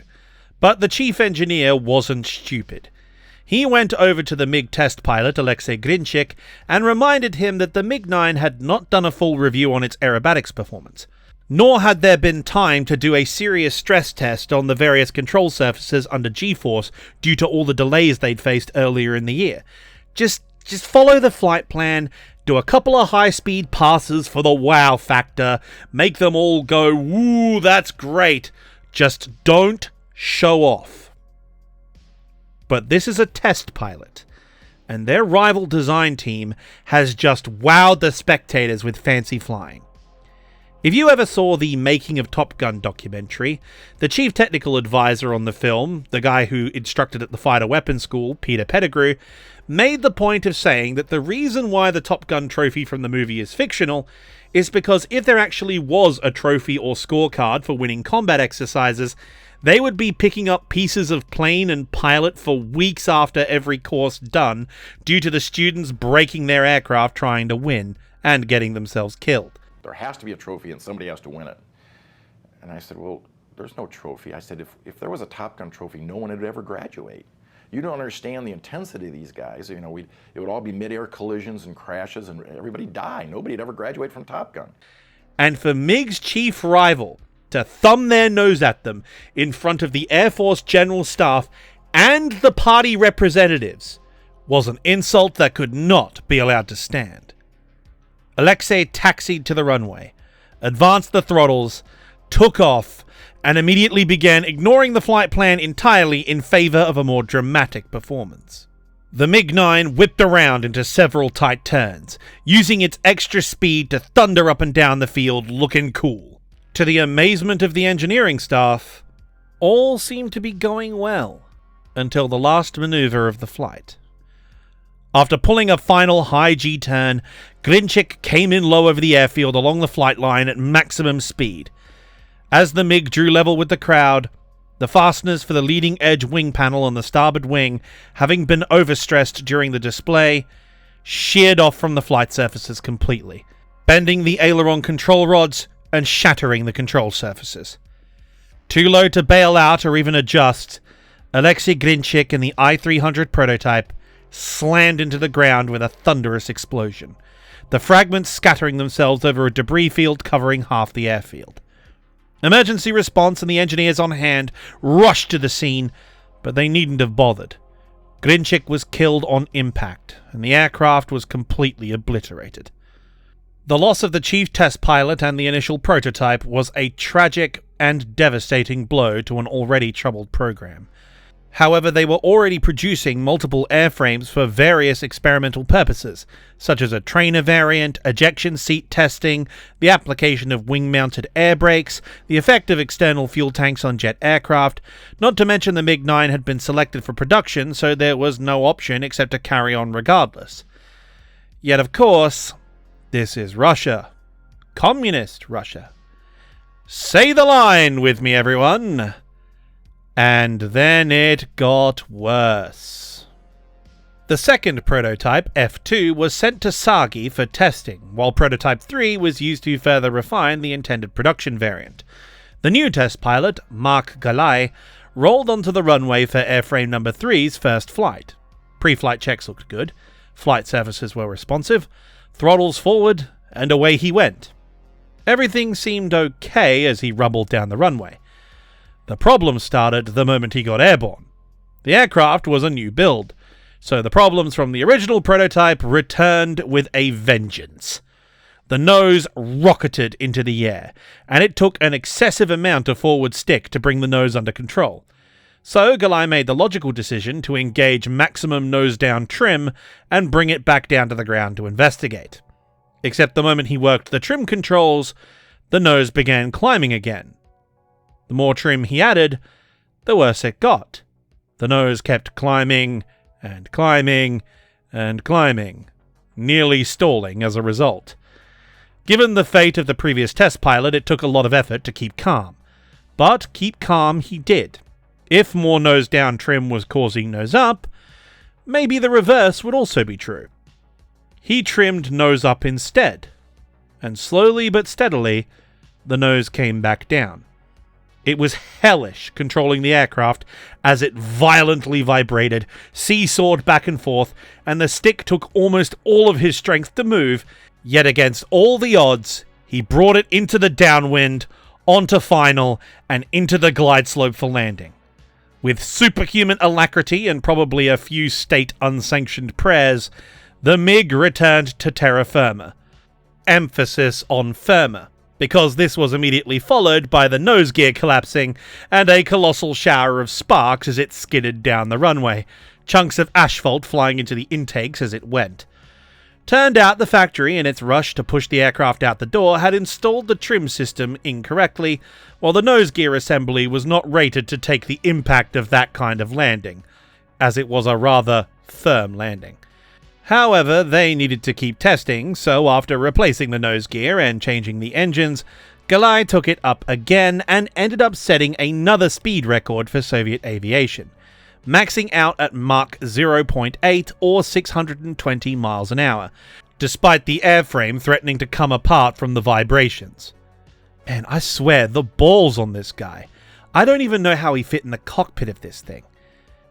Anyway, with progress on the project seemingly back underway, the MiG-9 received its official designation, MiG-9, and performed at the Tushino Airshow on August 18th, 1946, wowing the crowds and somewhat surprising the Western observers who hadn't expected such a modern design to make an appearance in the Soviet Union so soon. The problem was, it was too impressive, as was the display of the Yak-15 put on at the same airshow. The glorious achievements of world socialism, despite the efforts of fascist international capital, were fully on display, and Stalin knew a good propaganda angle when he saw one. Immediately summoning Yakovlev and Mikoyan to his office, he demanded they produce 15 examples of their aircraft each in time for the anniversary of the October Revolution, so they could fly over the parade in Red Square announcing the arrival and glory of world communism, which gave both teams just 6 weeks to build 15 experimental aircraft with only the early stages of a production line and a lack of skilled labour. This resulted in a return to working conditions that would make a Victorian factory manager feel uncomfortable. Workers slept by the tooling machines, skipped half their meals, took almost no breaks at all, and would keep working round the clock until the order was filled. Some workers logged 3 days straight before literally passing out at their workstations, resulting in serious workplace injuries. As a result, though a Herculean effort which should have won every single one of those workers the title Hero of Socialist Labour, the quality of their work left a lot to be desired. Even taking into account the fact that these were special parade variants which lacked armament or any of the more complex systems, a number of serious defects were found among the airframes produced. One failed its landing gear tests due to the linkages not being properly installed, meaning not only did they not retract, they didn't move at all. Yet that wasn't the worst. Oh no. The worst one was one of the MiGs rolled out in the latter stages during crunch time. As it was being rolled out of the factory, the entire tail section quite literally fell off the aircraft. The whole tail just fell off. Even so, with all of these issues, they fixed them, prepped the aircraft, and shipped them to Moscow, just in time for the display to be cancelled due to bad weather. And I mean actual bad weather. Not bad weather caused by a lack of available aircraft or fears of an air attack by drone like some dictators would have us believe. This was quite the reprieve though, because it gave both bureaus much needed time to continue testing and iron out the bugs in both designs. Though of the two, MiG definitely had a rougher time. During the final stages of their manufacturer tests, even more serious issues kept cropping up one after another, and every time they fixed one, another would take its place. They managed to get the vibrations under control, only for the horizontal stabilizers to disintegrate while carrying out high-G maneuvers. Then, during state acceptance trials, when approaching the upper limit of its do-not-exceed speed, the same phenomena occurred. The MiG would start to nose up out of control, followed by the disintegration of the elevators. In both cases, it was only the skill of the test pilots that prevented the loss of both aircraft. The issues with the design were seemingly endless. The center of gravity needed correcting, and the entire airframe had to be reinforced twice so the control surfaces wouldn't break off mid-flight. But despite all the setbacks, they kept working, and it seemed there was hope, even a small glimmer of hope, for the MiG-9 project to succeed. And then they put the guns in it. Armed with two 23mm cannons and a 57mm fridge dispenser, the size of the armament was configured for the destruction of American bombers, and due to the design of the airfoil along with the need to make them easy to aim, the only place they could put the guns was right in the middle of the intake. I think you can see the issue here. An intake is where the air goes in to feed the engine, hence the name, intake. What do you suppose would happen if the expelled gases and polluted air full of cordite residue and other such bits and pieces from the guns firing were to be fed into a highly sensitive, unreliable jet engine? Poof! Flame out. Zoop! If you're lucky. If you're not lucky, it could cause a critical failure and kill the engine entirely. This left the MiG engineers with a problem faced by our friend Sylvansky from Episode 1. Due to flaws in the design, we now have a fighter aircraft which can't fire its guns. In firing tests at different altitudes and at different speeds, the story was the same across the board. Firing the guns will flame out the engines, if not destroy them. A solution had to be found immediately, otherwise this entire year of pain and misery would all be for naught and most likely come with a free ticket to Siberia, if not Lefortovo prison. So, first, they tried shrinking the main gun. That helped a tiny bit, not to mention it was more practical to aim and fire a 37mm cannon than a 57mm one. Then they added downward venting fume extractors to the chin-mounted 23mm, which helped a lot as this routed the majority of their expelled gases to the rear of the fuselage. But the 37mm still couldn't be fired without almost guaranteeing a flameout. The natural response was to fit a fume extractor to this gun as well. Except there was nowhere to put it, as the gun was sitting right in the middle of the intake. Therefore, instead of reconfiguring the armament or changing the design, the only logical decision was to use a bore evacuator, which they decided to mount in the middle of the barrel instead. They called it the Butterfly. The effects this had on aerodynamics and the zero of the gun is easy to imagine. It wiggled around in flight while causing drag, stability issues, and vibration in the controls, and if you pulled too high a G, it threatened to snap off entirely.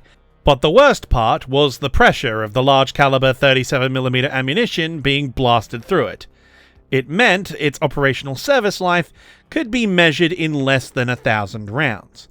If the bore evacuator exceeded its tolerances even slightly, the pressure wave caused by the gun firing would shatter the entire assembly, sending hunks of metal and debris straight into the intake, destroying both engines and losing the aircraft. It could also fly up into the cockpit's front and blind the pilot, just a few issues there. Thus, MiG's engineers were forced back to the drawing board to try everything to fix the problem, changing the arrangement of the armament finally to a cheek mounting, making the barrels exceedingly long. Nothing they tried worked. Eventually, after months of experimentation, the engineers gave up, and the Red Army Air Force simply added strict conditions to how the armament could be employed. The 37mm could only be fired at altitudes below 10,000 feet. Attempting to fire the gun at an altitude higher than that risked causing a flameout unless the pilot manually managed their speed and throttle settings within very strict tolerances, which is hard to do approaching the speed of sound while people are shooting at you.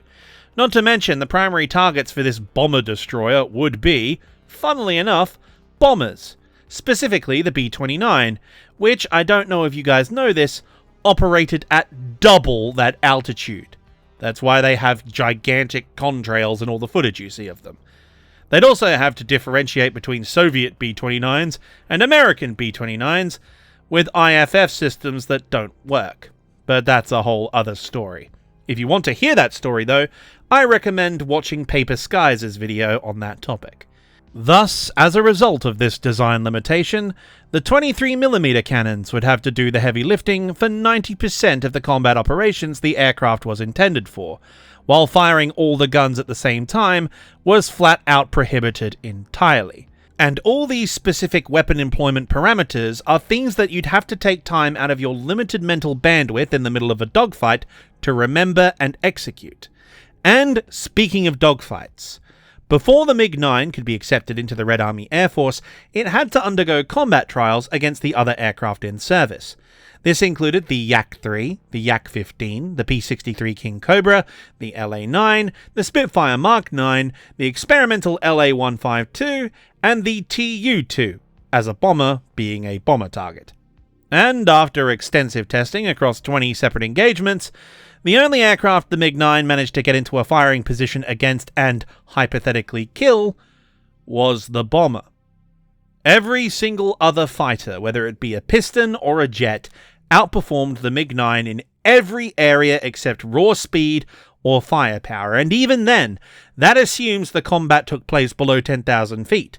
Above that, and most aircraft outgunned it for the simple reason that the MiG pilot couldn't safely employ his 37mm gun without flaming out his engines and getting himself killed.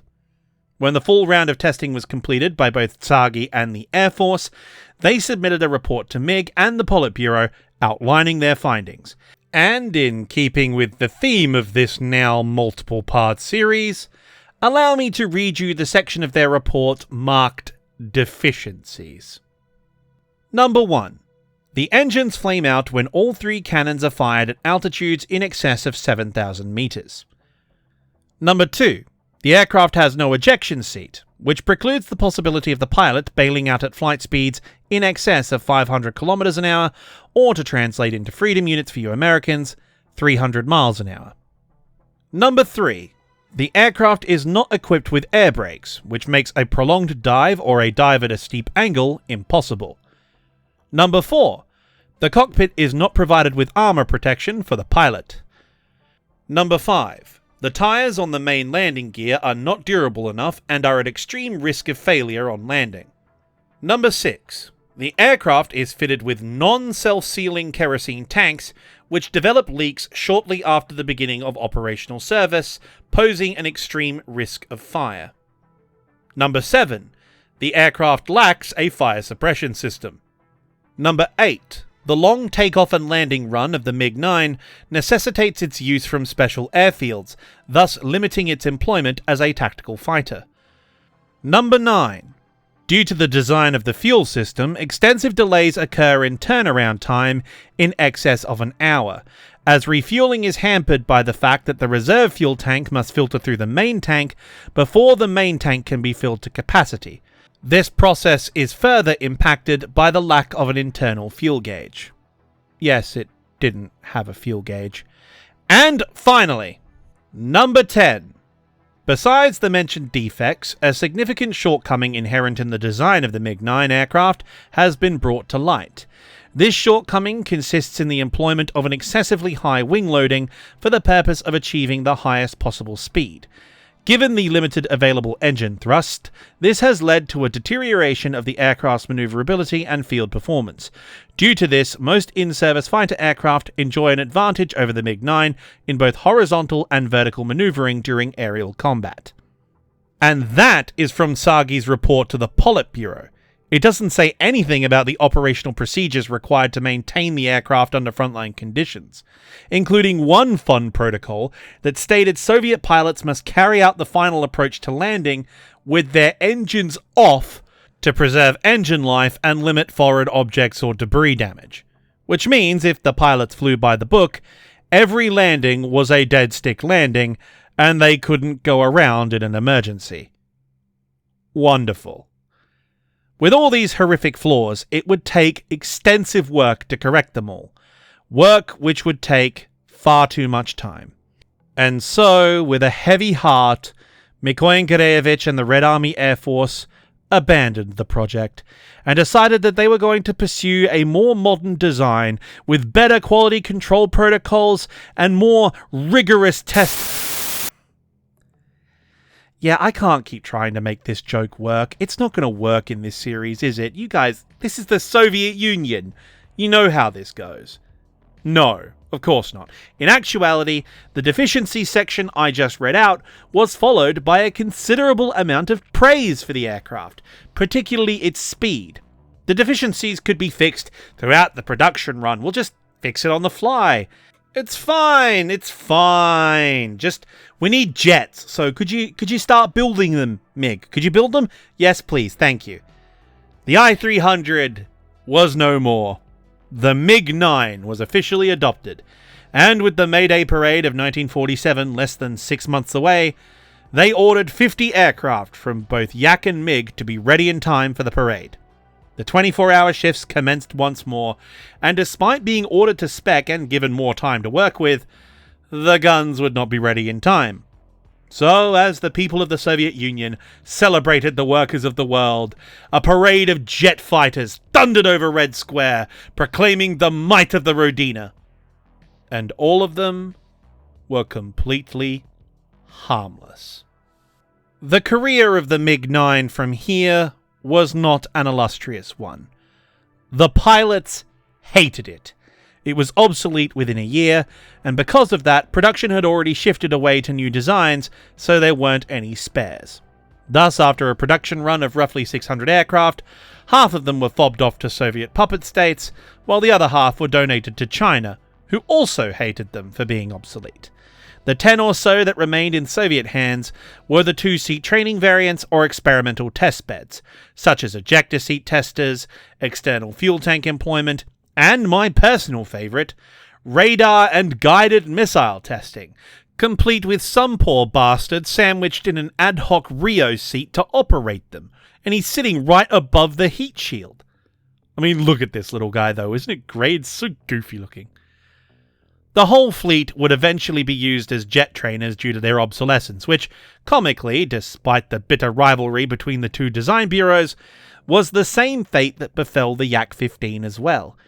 Easy to fly, aerobatic, and relatively reliable compared to the MiG, the fact was it was a World War II piston design with a jet haphazardly stuck in it. The metal tail wheel vibrated the entire airframe during ground handling, while leaving a furrow in the grass or a shower of sparks, depending on what surface they were operating on.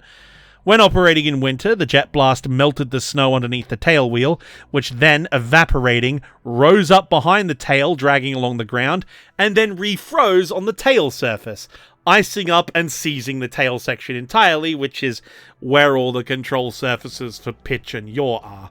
You know, again, this is fine. Nothing important there. This is great. But that isn't the worst of it. Again, I feel like I'm repeating myself. That isn't the worst of it. The worst issue cited by Sagi was that the main fuel tank as well as the oil sump were carried over from the original Yak-3, which puts them right over the engine. Meaning that when the tanks leaked, which, due to Soviet build quality and the stresses of frontline operation, they inevitably would, droplets of oil and fuel would fall onto the burning hot engine. This in turn caused flash fires in the engine bay that, while not causing a catastrophic blaze most of the time, generated a shitload of smoke. And given hot air rises, combined with the forward movement of the aircraft, that left it only one place to go. Straight into the cockpit. Within 25 minutes of flight, the pilot would be gassed by toxic fumes bleeding through the instrument panel. Yet all of this wasn't the main reason the Soviets ended up relegating the Yak-15 to being a trainer. The main reason was the fuel consumption. Because the fuel consumption was so high, while the fuel tanks were so small, that the range of the Yak was completely insufficient for anything other than point defense. And even in that role, it wasn't suited for it, because the single jet powering it was just too weak. It was slower than the MiG-9 and even the LA-9 at lower altitudes. By 1948, jet technology had just moved on without them.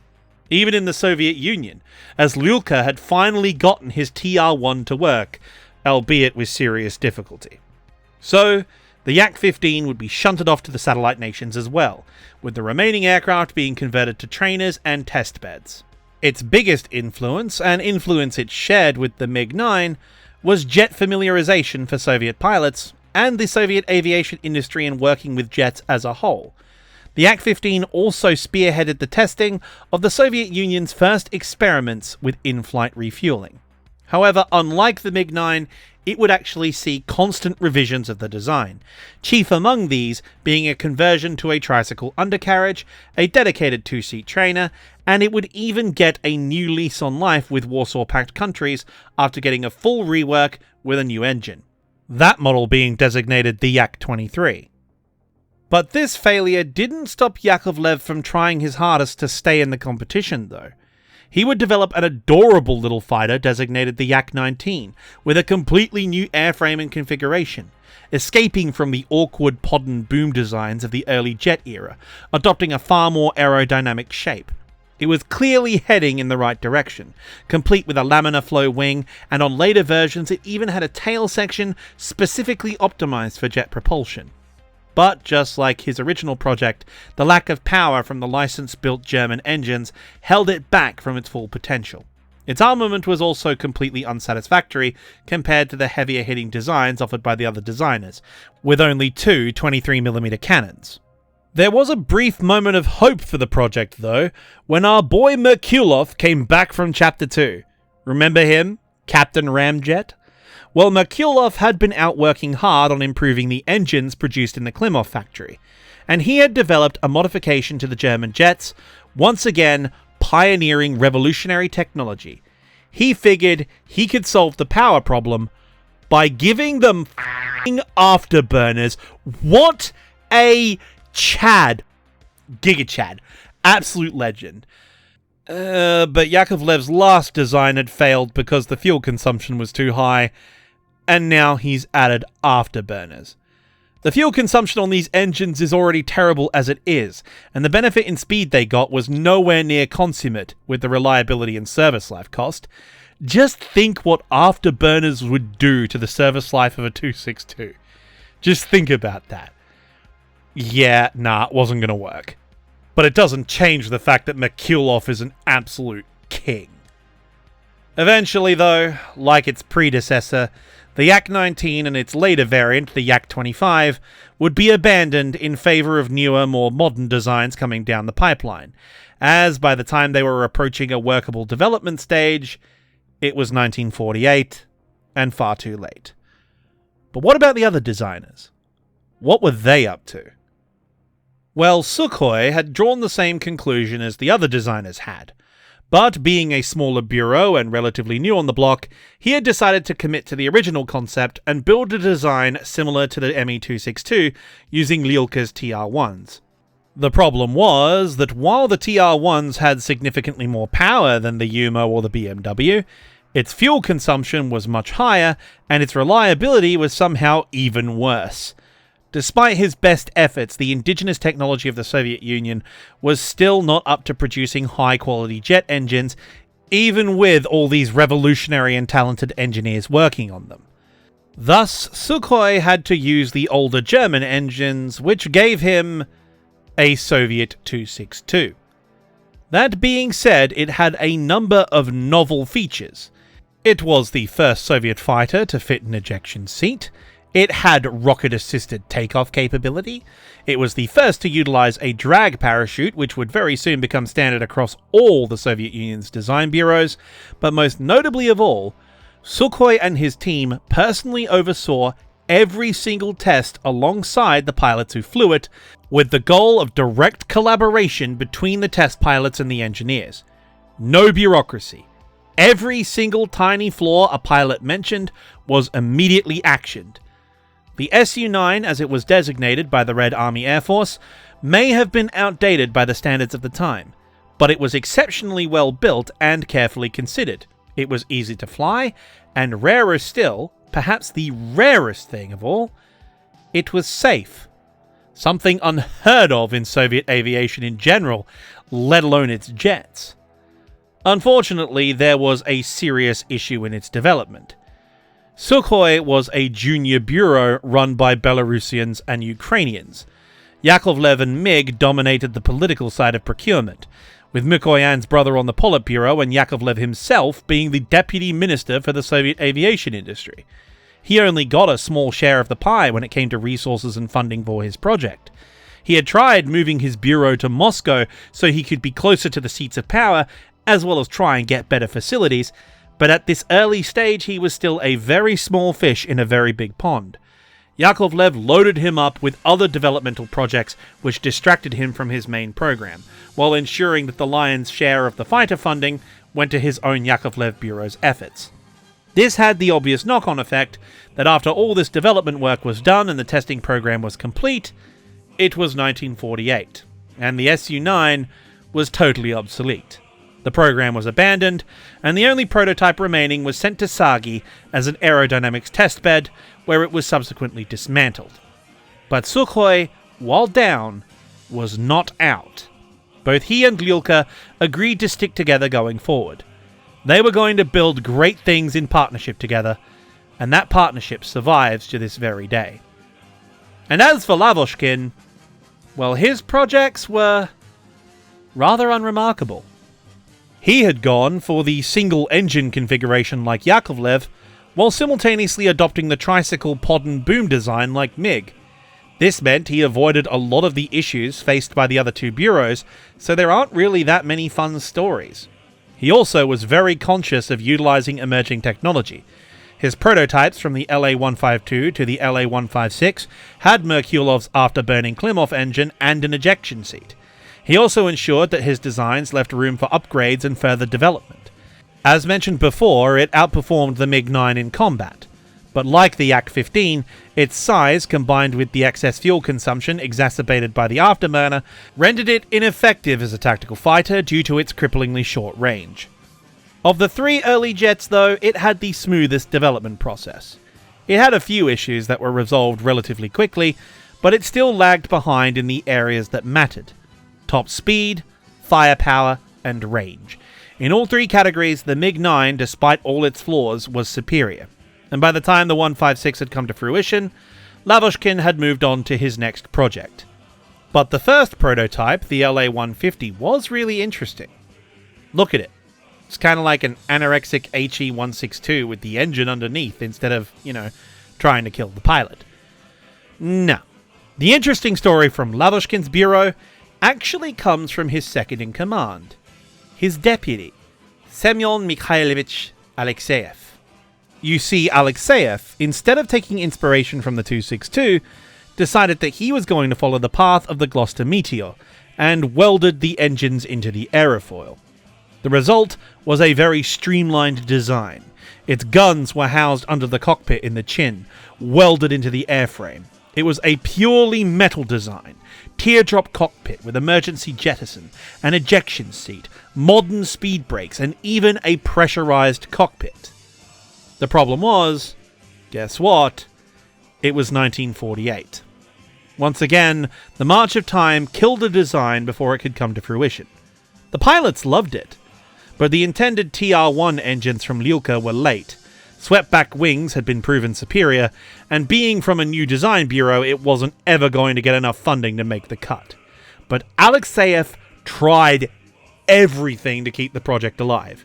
He used it to test bicycle landing gear, He proposed to use it as a universal testbed for just about any project currently in the works, and he even proposed mounting twin 75mm autocannons to it for maximum B-29 deletion. Korea would have been way more entertaining. Alas, no. Like Sukhoi's design, the Politburo, notorious fun commissars that they are, ordered the project halted, which was probably for the best, actually, given its weak landing gear and the number of belly landings. Yeesh, that looks expensive. Yet I'm sure you've all probably noticed something. That year, 1948, has kept cropping up. Why is that? Well, in that year, a plan came to fruition.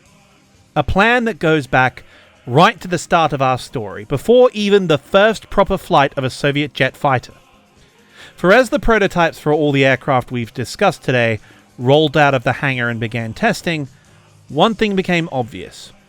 Despite all their hard work and their very best efforts, they were slow. Only the MiG-9 got anywhere close to its targeted speeds. Everything else just fell short. Lyulka tried everything to meet their requirements, but the technology just wasn't there, and the TR-1 suffered delays while underperforming across all its required metrics.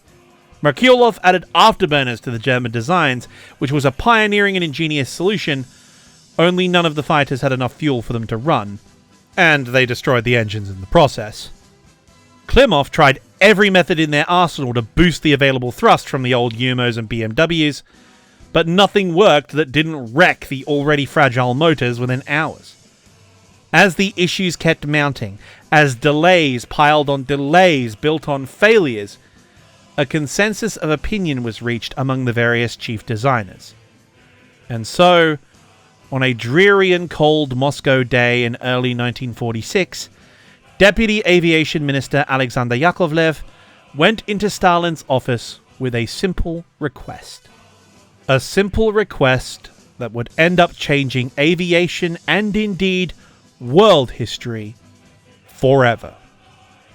Comrade General Secretary, there is simply no other way forward in our fighter programs. The fact is, we are going to need a much better engine. And I think I know where we can get one.